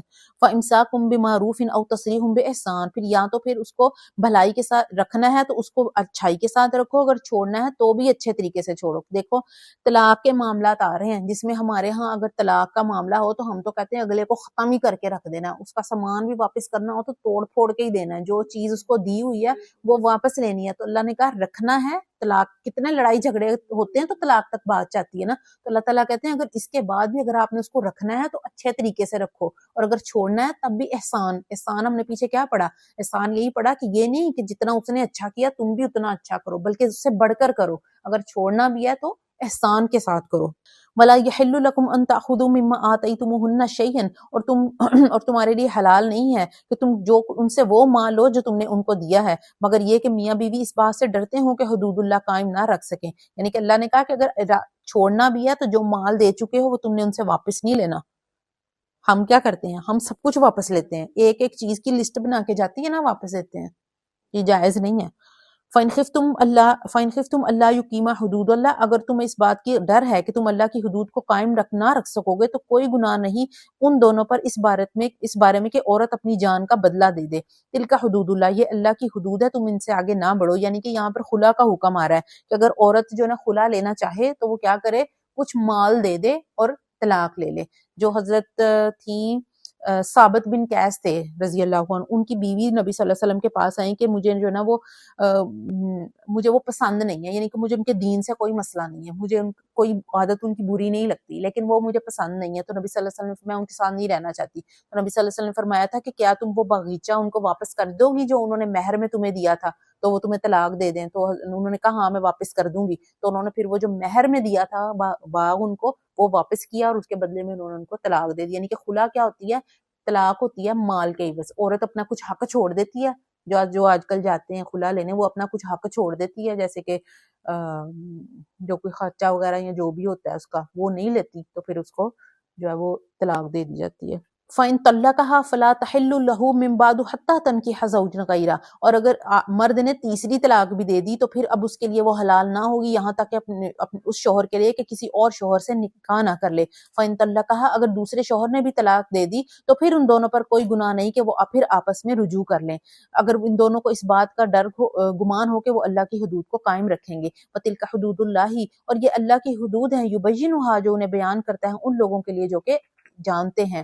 وَإِذَا طَلَّقْتُمُ النِّسَاءَ فَبَلَغْنَ أَجَلَهُنَّ فَأَمْسِكُوهُنَّ بِمَعْرُوفٍ أَوْ سَرِّحُوهُنَّ بِمَعْرُوفٍ، اور ایسی عورتیں جن کو تم نے طلاق دے دی، پھر وہ اپنی عدت کے مکمل ہونے کے قریب ہو جائیں تو ان کو یا تو اچھائی کے ساتھ روک لو، یعنی کہ ابھی عدت پوری نہیں ہوئی ہے تو ان کو اچھائی کے ساتھ روک لو یا ان کو چھوڑ دو اچھے طریقے کے ساتھ۔ وَلَا تُمْسِكُوهُنَّ ضِرَارًا لِتَعْتَدُوا، اور ان کو ضرر پہنچانے کے لیے روکے نہ رکھو۔ وَمَن يَفْعَلْ ذَلِكَ، اور جس نے ایسا کیا تو اس نے اپنی جانوں پر ظلم کیا۔ وَلَا تَتَّخِذُوا آيَاتِ اللَّهِ هُزُوًا، اور اللہ کے احکامات کو مذاق نہ بناؤ۔ یہاں پہ اللہ تعالیٰ کہہ رہے ہیں کہ میری آیات کو، میری احکامات کو مذاق نہیں بناؤ۔ آج کل ہم بناتے ہیں نا مذاق، داڑھی کا مذاق بناتے، کسی نے داڑھی رکھ لی ہے، کوئی حجاب کرنا شروع کر دے تو اس کے الٹے سیدھے نام رکھ لیتے ہیں، تو یہ بہت بری بات ہے۔ اللہ تعالیٰ نے کہتے ہیں کہ میرے احکامات کا مذاق نہیں اڑانا۔ وَاذْكُرُوا نِعْمَتَ اللَّهِ عَلَيْكُمْ، اور اللہ تعالیٰ کی نعمتوں کو یاد کرو جو اس نے تم پر کی، اور جو اللہ تعالیٰ نے تمہارے اوپر کتاب اور حکمت نازل کی، جس کے ذریعے اس کو تمہیں نصیحت دیتا ہے۔ وَاتَّقُوا اللَّهَ، اور اللہ تعالیٰ سے ڈرو اور جان لو کہ اللہ تعالیٰ ہر چیز کو جاننے والے ہیں۔ وَإِذَا طَلَّقْتُمُ النِّسَاءَ فَبَلَغْنَ أَجَلَهُنَّ، اور جب تم عورتوں کو طلاق دے دو پھر وہ اپنی عدت کو پہنچ جائیں، فَلَا تَعْضُلُوهُنَّ أَن يَنكِحْنَ أَزْوَاجَهُنَّ، تو پھر ان کو اپنے شوہروں سے نکاح کرنے سے نہ روکو، یعنی کہ میاں بیوی نے لڑائی ہو گئی ہے، اب وہ دوبارہ آپس میں صلح کرنا چاہتے ہیں تو ان کے ماں باپ کو کہا جا رہا ہے کہ اگر وہ آپس میں صلح کرنا چاہتے ہیں تو ان کو نہ روکو۔ ذَلِكَ يُوعَظُ بِهِ مَنْ كَانَ مِنْكُمْ يُؤْمِنُ بِاللَّهِ وَالْيَوْمِ الْآخِرِ، اور یہ اس کے ذریعے اس شخص کو نصیحت کی جاتی ہے تم میں سے جو شخص اللہ پر اور آخرت پر ایمان لاتا ہے۔ ذالکم ازکا لکم، اچھا یہ تمہارے لیے زیادہ صفائی اور زیادہ پاکی کی بات ہے۔ واللہ یعلم، اللہ تعالیٰ اپنے تمام احکامات کی حکمتوں کو جانتا ہے اور تم نہیں جانتے۔ والوالدات یرضعن اولادہن حولین کاملین، اور مائیں دودھ پلائیں اپنے بچوں کو 2 سال پورے، ان لوگوں کے لیے جو دودھ پلانے کی مدت کو پورا کرنا چاہیے، یعنی کہ دودھ پلانے کی مدت کتنی ہے، 2 سال، اس سے زیادہ پلانا درست نہیں ہے۔ یہاں پہ لوگوں کو کانسیپٹ نہیں ہے، بڑے بچوں کو بھی میں نے دیکھا ہے 2 سال سے زیادہ بھی ہو جاتے ہیں، مائیں ان کو دودھ پلاتی رہتی ہیں، بچے تنگ کرتے رہتے ہیں، وہ کہتی ہیں اچھا کوئی بات نہیں ہے، تو 2 سال تک ہی دودھ پلانا ہے۔ وَعَلَى الْمَوْلُودِ لَهُ رِزْقُهُنَّ وَكِسْوَتُهُنَّ، اب اگر بیوی جو ہے یا بیوی کو طلاق دے دی ہوئی ہے اور وہ بیوی عدت میں ہے تو پھر اور وہ اس کے بچے کو دودھ بھی پلا رہی ہے، تو اس دوران جو اس کا عورت کا کپڑا ہے اور اس کا جو کھانا ہے وہ شوہر دے گا اپنی بیوی کو۔ لا تکلف نفس الا وسعها، لیکن کسی کو جان سے بڑھ کر تکلیف نہیں دی جائے گی، یعنی کہ اتنا نہ اس کو خرچہ دے دو کہ وہ جو دے ہی نہیں سکتا، اتنا خرچہ مقرر کرو جتنا وہ دے سکتا ہے۔ لا تزار والدۃ بولدها، اور والدہ کو اس کے بچے کی وجہ سے تکلیف نہیں دی جائے گی، اور نہ اس کو تکلیف دی جائے گی، یعنی کہ باپ کو بھی تکلیف نہیں دی جائے گی۔ وَعَلَى الْوَارِثِ مِثْلُ ذَلِكَ، اور جس کا وہ وارث کے ذمے ہے اسی طرح اس کے بھی ذمے ہے۔ فَإِنْ أَرَادَا فِصَالًا عَنْ تَرَاضٍ مِّنْهُمَا وَتَشَاوُرٍ فَلَا جُنَاحَ عَلَيْهِمَا، اگر وہ دونوں آپس میں باہمی رضامندی سے دودھ چھڑوانا چاہیں تب بھی ان پر کوئی گناہ نہیں، یعنی کہ وہ اگر پہلے ہی دودھ چھڑوانا چاہتے ہیں تب بھی کوئی گناہ نہیں۔ وَإِنْ أَرَدْتُمْ أَن تَسْتَرْضِعُوا أَوْلَادَكُمْ، اگر تم اپنی اولاد کو کسی اور سے دودھ پلوانا چاہو، جیسے کہ پہلے زمانے میں ہوتا تھا تو اس میں بھی کچھ گناہ نہیں ہے، یہاں تک کہ تم جو معاوضہ جو تم نے طے کر لیا ہے وہ ان کو دے دو۔ وَاتَّقُوا اللَّهَ، اور جان لو اللہ تعالیٰ سے ڈرو اور جان لو کہ اللہ تعالیٰ جو تم کر رہے ہو اس کو دیکھ رہا ہے۔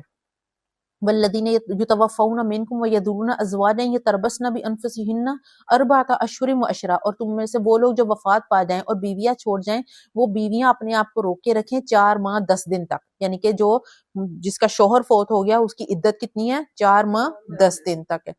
فَإِذَا بَلَغْنَ أَجَلَهُنَّ، اور جب وہ اپنی مدت کو پہنچ جائیں، یعنی کہ عدت پوری ہونے والی ہو، تو پھر کوئی گناہ نہیں ان عورتوں کو کہ وہ اپنے جانوں کے بارے میں جو بھی فیصلہ کریں، اگر وہ جہاں فیصلہ شادی کسی اور کے ساتھ کرنا چاہتی ہیں تو وہ کر سکتی ہیں۔ واللہ بما تعملون خبیر ولا جناح علیکم فیما عرضتم به من خطبۃ النساء، اور تم پر کوئی گناہ نہیں کہ ان عورتوں کو اشارتاً نکاح کا پیغام دے دو یا اپنے دلوں میں پوشیدہ رکھو، یعنی کہ اگر کوئی ایسی عورت ہے جو عدت میں ہے تو اللہ تعالیٰ نے فرمایا کہ تم اگر ان کو اشارتاً نکاح کا پیغام دے دو تو دے سکتے ہو، لیکن کھلے حروف میں نہیں کہنا، سیدھا نہیں کہنا کہ تم عدت پوری کر لو تو میں تم سے جو ہے نا وہ شادی کر دوں گا۔ اشارتاً کا کیا مطلب ہوتا ہے کہ بندہ کہہ دیتا ہے کہ چلو اللہ تعالیٰ تمہارے لیے بہتر کریں گے، کوئی اچھا سبب نکالیں گے، اشارہ ہی کرنا ہوتا ہے صرف، یہاں تم اپنے دل میں ہی رکھو اور جب عدت پوری ہو جائے پھر ان کو نکاح کا پیغام دو۔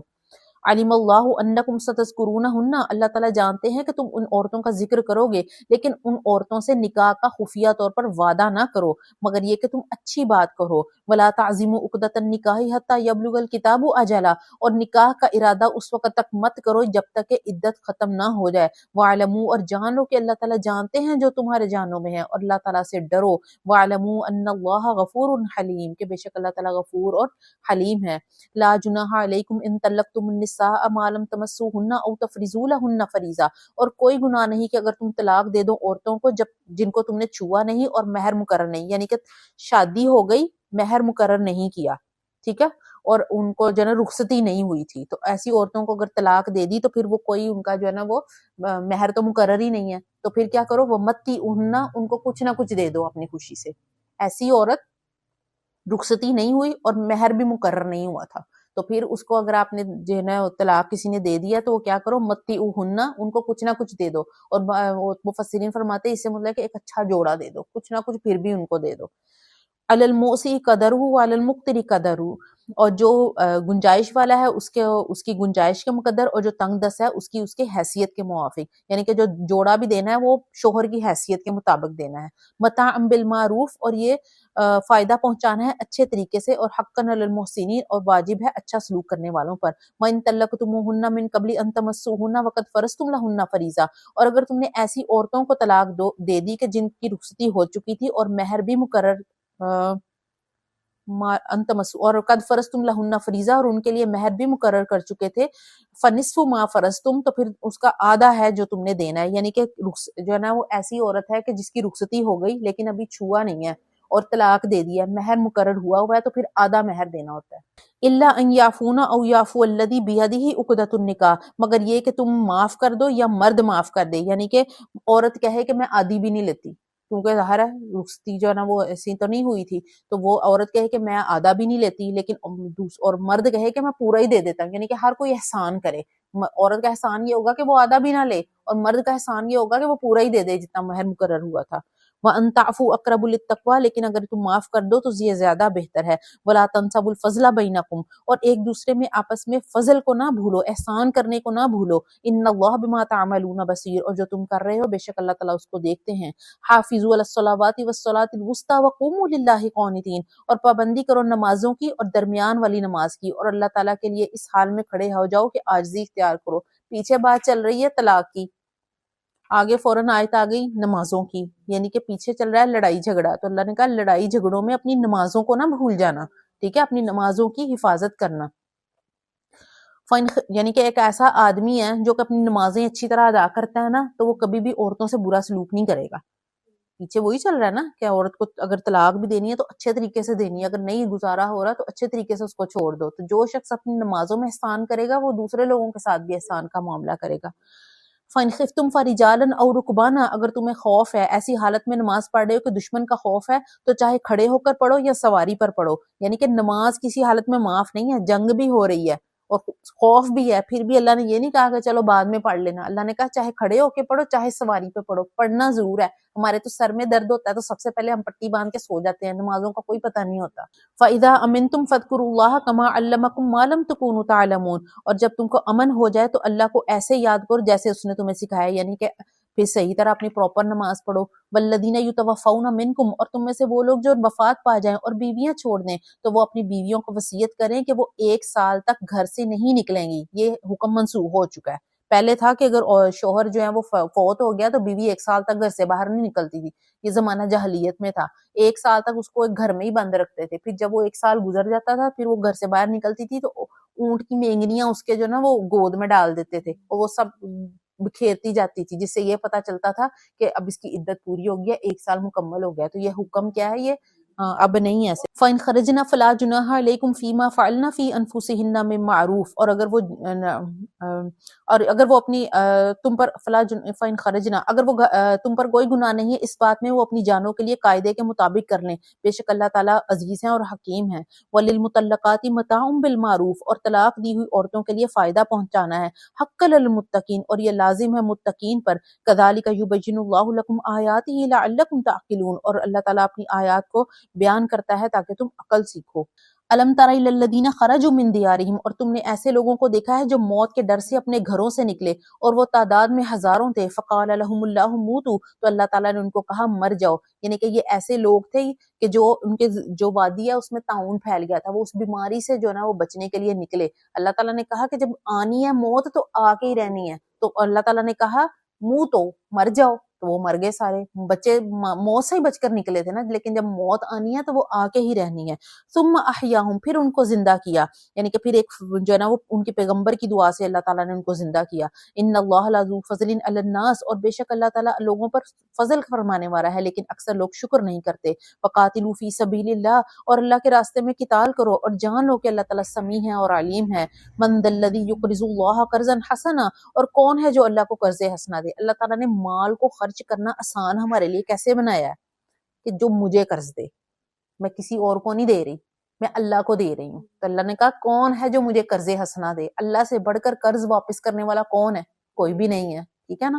تو مال کو خرچ کرنے کے لیے اللہ تعالیٰ نے دیکھو کتنی ہمیں خوبصورت بات کہی ہے، فَيُضَاعِفَهُ لَهُ أَضْعَافًا كَثِيرًا، تو اللہ تعالیٰ اس کو بہت زیادہ بڑھا دے گا۔ وَاللَّهُ يَقْبِضُ وَيَبْسُطُ، اور اللہ تعالیٰ جس کے لیے چاہتا ہے رزق کو کھول دیتا ہے اور جس کے لیے چاہتا ہے رزق کو تنگ کر دیتا ہے۔ وَإِلَيْهِ تُرْجَعُونَ، اور اسی کی طرف تم لوٹا دیے جاؤ گے۔ أَلَمْ تَرَ إِلَى الْمَلَإِ مِن بَنِي إِسْرَائِيلَ مِن بَعْدِ مُوسَىٰ، کیا آپ کو بنی اسرائیل کی ایک جماعت کا قصہ معلوم ہے جو موسیٰ علیہ السلام کے بعد ہے، یعنی کہ موسیٰ علیہ السلام کے بعد کوئی نبی تھے، ان کا نام ذکر نہیں ہے۔ اذ قالوا لنبی لهم ابعث لنا ملکا نقاتل فی سبیل اللہ، جب انہوں نے اپنے نبی سے کہا کہ اپنے رب سے دعا کیجئے کہ ہمارے لیے کوئی بادشاہ مقرر کر دیجئے تاکہ ہم اللہ کی راہ میں قتال کریں، یعنی کہ ایک مشرک تھے، یہ تو بنی اسرائیل تھے، ایک اور قوم تھی جو ان سے لڑتی تھی، تو اپنے نبی کے پاس گئے، انہوں نے کہا کہ آپ اللہ تعالیٰ سے دعا کریں کہ کوئی بادشاہ مقرر کریں تاکہ ہم اس کے جو ہے نا وہ سرکردگی میں ان سے لڑیں اور اللہ تعالیٰ کی راہ میں جہاد کریں۔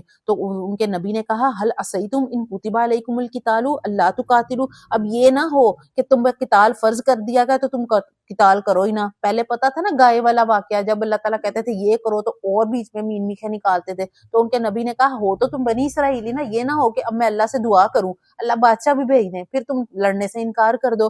قولوا، تو وہ بولے وما لنا الا نقاتل فی سبیل اللہ، کہنے لگے کہ اب ہمیں کیا مجبوری ہے کہ ہم اللہ کی راہ میں قتال نہ کریں، حالانکہ ہم پر تو اتنے ظلم ہوئے ہیں، ہم اپنے گھروں سے نکال دیے گئے ہیں اور اپنے بیٹوں کے پاس سے نکال دیے گئے ہیں۔ فلما کتب علیہم القتال، تو جب ان کے اوپر قتال فرض کر دیا گیا، تولوا الا قلیلا منهم، تو ان میں سے تھوڑے ہی تھے، باقی سب منہ پھیر کر بھاگ گئے۔ واللہ علیم بالظالمین، اور اللہ تعالیٰ ظالموں کو خوب جانتے ہیں۔ وقال لهم نبیہم، اور ان کے نبی نے کہا ان اللہ قد بعث لكم طالوت ملکا، کہ اللہ تعالیٰ نے طالوت کو تمہارے لیے بادشاہ مقرر کیا ہے۔ جب انہوں نے گائے پر اتنی بحث کی تھی، پیچھے سورہ بقرہ میں ہم پڑھ کر آئے، تو کیا بادشاہ پر بحث نہ کرتے؟ یہ تو بادشاہ کا معاملہ تھا، تو وہ کیا کہنے لگے انا یکون له الملک علینا، کہ طالوت ہم پر بادشاہ کیسے بن سکتا ہے، ونحن احق بالملک منہ، کہ ہم زیادہ حکمرانی کے مستحق ہیں، ہم میں سے ہونا چاہیے تھا۔ ولم یؤتا سعۃ من المال، کیونکہ طالوت کے پاس تو کوئی مال ہی نہیں ہے. قولا، تو ان کے نبی نے کہا ان اللہ اصطفاہ علیکم، کہ اللہ نے اس کو چوز کیا ہے، یعنی کہ طالوت کو بادشاہ اللہ نے منتخب کیا ہے. وزادہ بسطۃ فی العلم والجسم، اس لیے چوز کیا ہے کیونکہ وہ علم میں زیادہ ہے اور طاقت میں زیادہ ہے. بادشاہت کے لیے کیا چیز ہونی ضروری ہے؟ علم ہونا ضروری ہے. واللہ یؤتی ملکہ من یشاء، اللہ تعالیٰ جس کو چاہتا ہے بادشاہت دیتا ہے. واللہ واسع علیم، اللہ تعالیٰ وسعت والے اور اپنے ہر کام کی حکمت کو جانتے ہیں. وقال لهم نبیہم، اور اللہ ان کے نبی نے کہا ان آیت ملکہ، کہ طالوت کی بادشاہت کی نشانی کیا ہوگی؟ ان یاتیکم التابوت فیہ سکینۃ من ربکم، کہ تمہارے پاس وہ تابوت آ جائے گا جس میں تمہارے رب کی طرف سے سکینہ ہے. فرشتے جو تھے نا ایک تابوت اٹھا کر لائے جو انہوں نے طالوت کے سامنے رکھ دیا. یہ اس بات کی نشانی کے طور پر کہ اللہ تعالیٰ نے ہی طالوت کو تمہارے لیے بادشاہ مقرر کیا. طالوت کیا تھا؟ یہ ایک صندوق تھا جس میں حضرت کیا تھا؟ حضرت موسیٰ کا عصا تھا، اور حضرت منو سلوا کا کچھ حصہ تھا، اور حضرت ہارون کا کرتا تھا. اور بعض میں آتا ہے کہ حضرت یعقوب علیہ السلام، جو حضرت یوسف علیہ السلام نے کرتا بھیجا تھا نا، جس کو حضرت یعقوب کی آنکھوں پہ لگایا تو ان کی بینائی واپس آ گئی، وہ تھا. تو یہ بنی اسرائیل کیا کرتے تھے؟ جب بھی کوئی جنگ ہوتی تھی اس تابوت کو آگے رکھتے تھے. ان کا عقیدہ یہ تھا کہ یہ تابوت جب بھی ہمارے پاس ہوگا ہمیں فتح ہی فتح ہوگی. تو اللہ تعالیٰ نے یہ بتانے کے لیے کہ طالوت کو اللہ تعالیٰ نے چوز کیا ہے. فرشتے جو تھے وہ یہ تابوت جو ان سے گم ہو گیا ہوا تھا وہ تابوت لے آئے وہاں پر. ان فی ذلک لآیۃ لکم ان کنتم مؤمنین، اور بے شک اس میں نشانی ہے تمہارے لیے اگر تم ایمان والے ہو. فلما فصل طالوت بالجنود، اور جب طالوت اپنے لشکر سے ساتھ روانہ ہوئے، قولا، تو بولے ان اللہ مبتلیکم بنہر، کہ اللہ تعالیٰ تمہیں ایک نہر کے ذریعے آزمائے گا. اب چل تو پڑے، یہاں پہ بھی پھر اللہ نے کہا نا کہ آزماؤں گا. آگے وہی جائے گا جو آزمائش پر پورا اترے گا، جو باقی پیچھے ہی رہ جائیں گے. تو ہمیں بھی تو اللہ نے آزمانا ہے نا. ہم کہتے ہیں آزمائشیں آتی ہیں تو کیوں نہیں آتی ہیں، آنی ہیں. فمن شرب منہ فلیس منی، تو جس نے اس میں سے پی لیا وہ مجھ میں سے نہیں ہوگا. کیا تھا کہ اس نہر میں سے پانی نہیں پینا آپ لوگوں نے، ٹھیک ہے. ومن لم یطعمہ، اور فانہ منی، اور جو پانی نہیں پیے گا وہ میرے ساتھ ہوگا. الا من اغترف غرفۃ بیدی، مگر یہ کہ ایک چلو پی لیا تو کوئی مسئلہ نہیں، یعنی کہ تھوڑا سا اگر پی لو گے تو کوئی مسئلہ نہیں، بس پیٹ بھر کے پانی نہیں پینا، پیاس نہیں اپنی فل بجھانی. فشربوا منہ الا قلیلا منہم، تو انہوں نے اس میں سے پانی پی لیا سوائے تھوڑے لوگوں میں سے. وہ ہزاروں کی تعداد میں نکلے تھے، اور کتنے رہ گئے تھے؟ 313. فلما جاوزہ ہوا والذین آمنوا معہ، اور جب وہ آگے بڑھے طالوت اور وہ لوگ جو ان کے ساتھ ایمان لائے تھے، تو کہنے لگے، جنہوں نے پانی پی لیا تھا وہ کہنے لگے لا طاقت لنا اليوم بجالوت وجنودی، کہ ہم تو آج جالوت اور اس کے لشکر سے نہیں لڑ سکتے. قال الذین یظنون انہم ملاق اللہ، اور وہ لوگ جو یہ گمان کرتے تھے کہ ہم اللہ تعالیٰ سے ملنے والے ہیں، تو انہوں نے کہا کم من فیۃ قلیلۃ غلبت فیۃ کثیرہ باذن اللہ، کہ اللہ تعالیٰ کتنی ہی ایسی جماعتیں ہیں جو تعداد میں کم تھیں وہ بڑی تعداد والی جماعتوں پر غالب آ گئیں. جیسے کہ ہم نے بدر کے مقام پر بھی دیکھا. جتنے بھی آگے ہم جا کے غزوہ بدر کا پڑھیں گے، غزوہ احد کا پڑھیں گے، مسلمان تو قلیل ہی تھے، کثیر کون تھے؟ وہ کفار ہی تھے. تو اللہ تعالیٰ کا جب حکم ہوتا ہے تو کم تعداد والے بھی غالب آ جاتے ہیں. ایمان کی مضبوطی ہونی چاہیے. واللہ مع الصابرین، کہ اللہ تعالیٰ صبر کرنے والوں کے ساتھ ہیں. صبر کرنا تب بھی آسان ہو جاتا ہے جب ہم یہ دیکھتے ہیں کہ واللہ مع الصابرین، ہمیں صبر تب آتا ہے کہ میرے ساتھ اللہ ہے. بس یہ یاد رکھا کرے، دنیا میں کوئی بھی میرے ساتھ نہیں ہے نا، اگر میں صبر کروں گی تو اللہ میرے ساتھ ہے، اس سے بڑھ کر کیا چاہیے ہمیں. وَلَمَّا بَرَزُوا لِجَالُوتَ وَجُنُودِهِ قَالُوا رَبَّنَا أَفْرِغْ عَلَيْنَا صَبْرًا وَثَبِّتْ أَقْدَامَنَا وَانصُرْنَا عَلَى الْقَوْمِ الْكَافِرِينَ، اور جب وہ ولما برزو، اور جب وہ لوگ جالوت اور اس کے لشکر کے مقابلے کے لیے چلے تو انہوں نے دعا کی ربنا افرغ علینا صبرا، کہ اللہ تعالیٰ ہم پر صبر انڈیل دے. ہاں جی ٹھیک ہے، کیا ہے؟ صبر انڈیل دے. جیسے کہ بالٹی بھری اور اس کو فوراً ایک دم اپنے اوپر پھینک لینا، یہ ہوتا ہے انڈیل دینا. وثبت اقدامنا، ہمارے پیروں کو مضبوط رکھ، اور کافر قوم کے مقابلے میں ہماری مدد فرما. فہزموہم باذن اللہ، تو انہوں نے اللہ کے حکم سے ان کو شکست دے دی. وقتل داؤد جالوت، اور داؤد نے جالوت کو قتل کر دیا. اللہ تعالیٰ نے داؤد علیہ السلام کو بادشاہت عطا کی، حکمت عطا کی، اور ان کو وہ سکھایا جو چاہا. ولولا دفع اللہ الناس بعضهم ببعض لفسدت الارض یہدو، اور اگر اللہ تعالیٰ بعض لوگوں کو بعض کے ذریعے ختم نہ کر دیتا تو زمین میں فساد پیدا ہو جاتا. ولیکن اللہ ذو فضل علی العالمین، لیکن اللہ تعالیٰ تمام جہانوں پر فضل کرنے والا ہے. تلک آیات اللہ، یہ اللہ تعالیٰ کی آیات ہیں. نتلوها علیک بالحق، نبی صلی اللہ علیہ وسلم ہم آپ کو یہ آیات آپ کے اوپر تلاوت کرتے ہیں حق کے ساتھ. وَإِنَّكَ لَمِنَ الْمُرْسَلِينَ، کہ بے شک اللہ تعالیٰ نبی صلی اللہ علیہ وسلم آپ مرسلین میں سے ہیں، نبیوں میں سے ہیں. یعنی کہ یہ جتنے واقعات اللہ تعالیٰ نے بتائے کہ اس بات کی دلیل ہے کہ آپ نبی ہیں، کیونکہ آپ کو تو ان واقعات کا پہلے نہیں پتا تھا. جب آپ یہ واقعات ہمیں بتا رہے ہیں تو اس بات کی دلیل ہے کہ نبی صلی اللہ علیہ وسلم آپ اللہ کے رسولوں میں سے ہیں. وآخر الدعوانا ان الحمد للہ رب العالمین.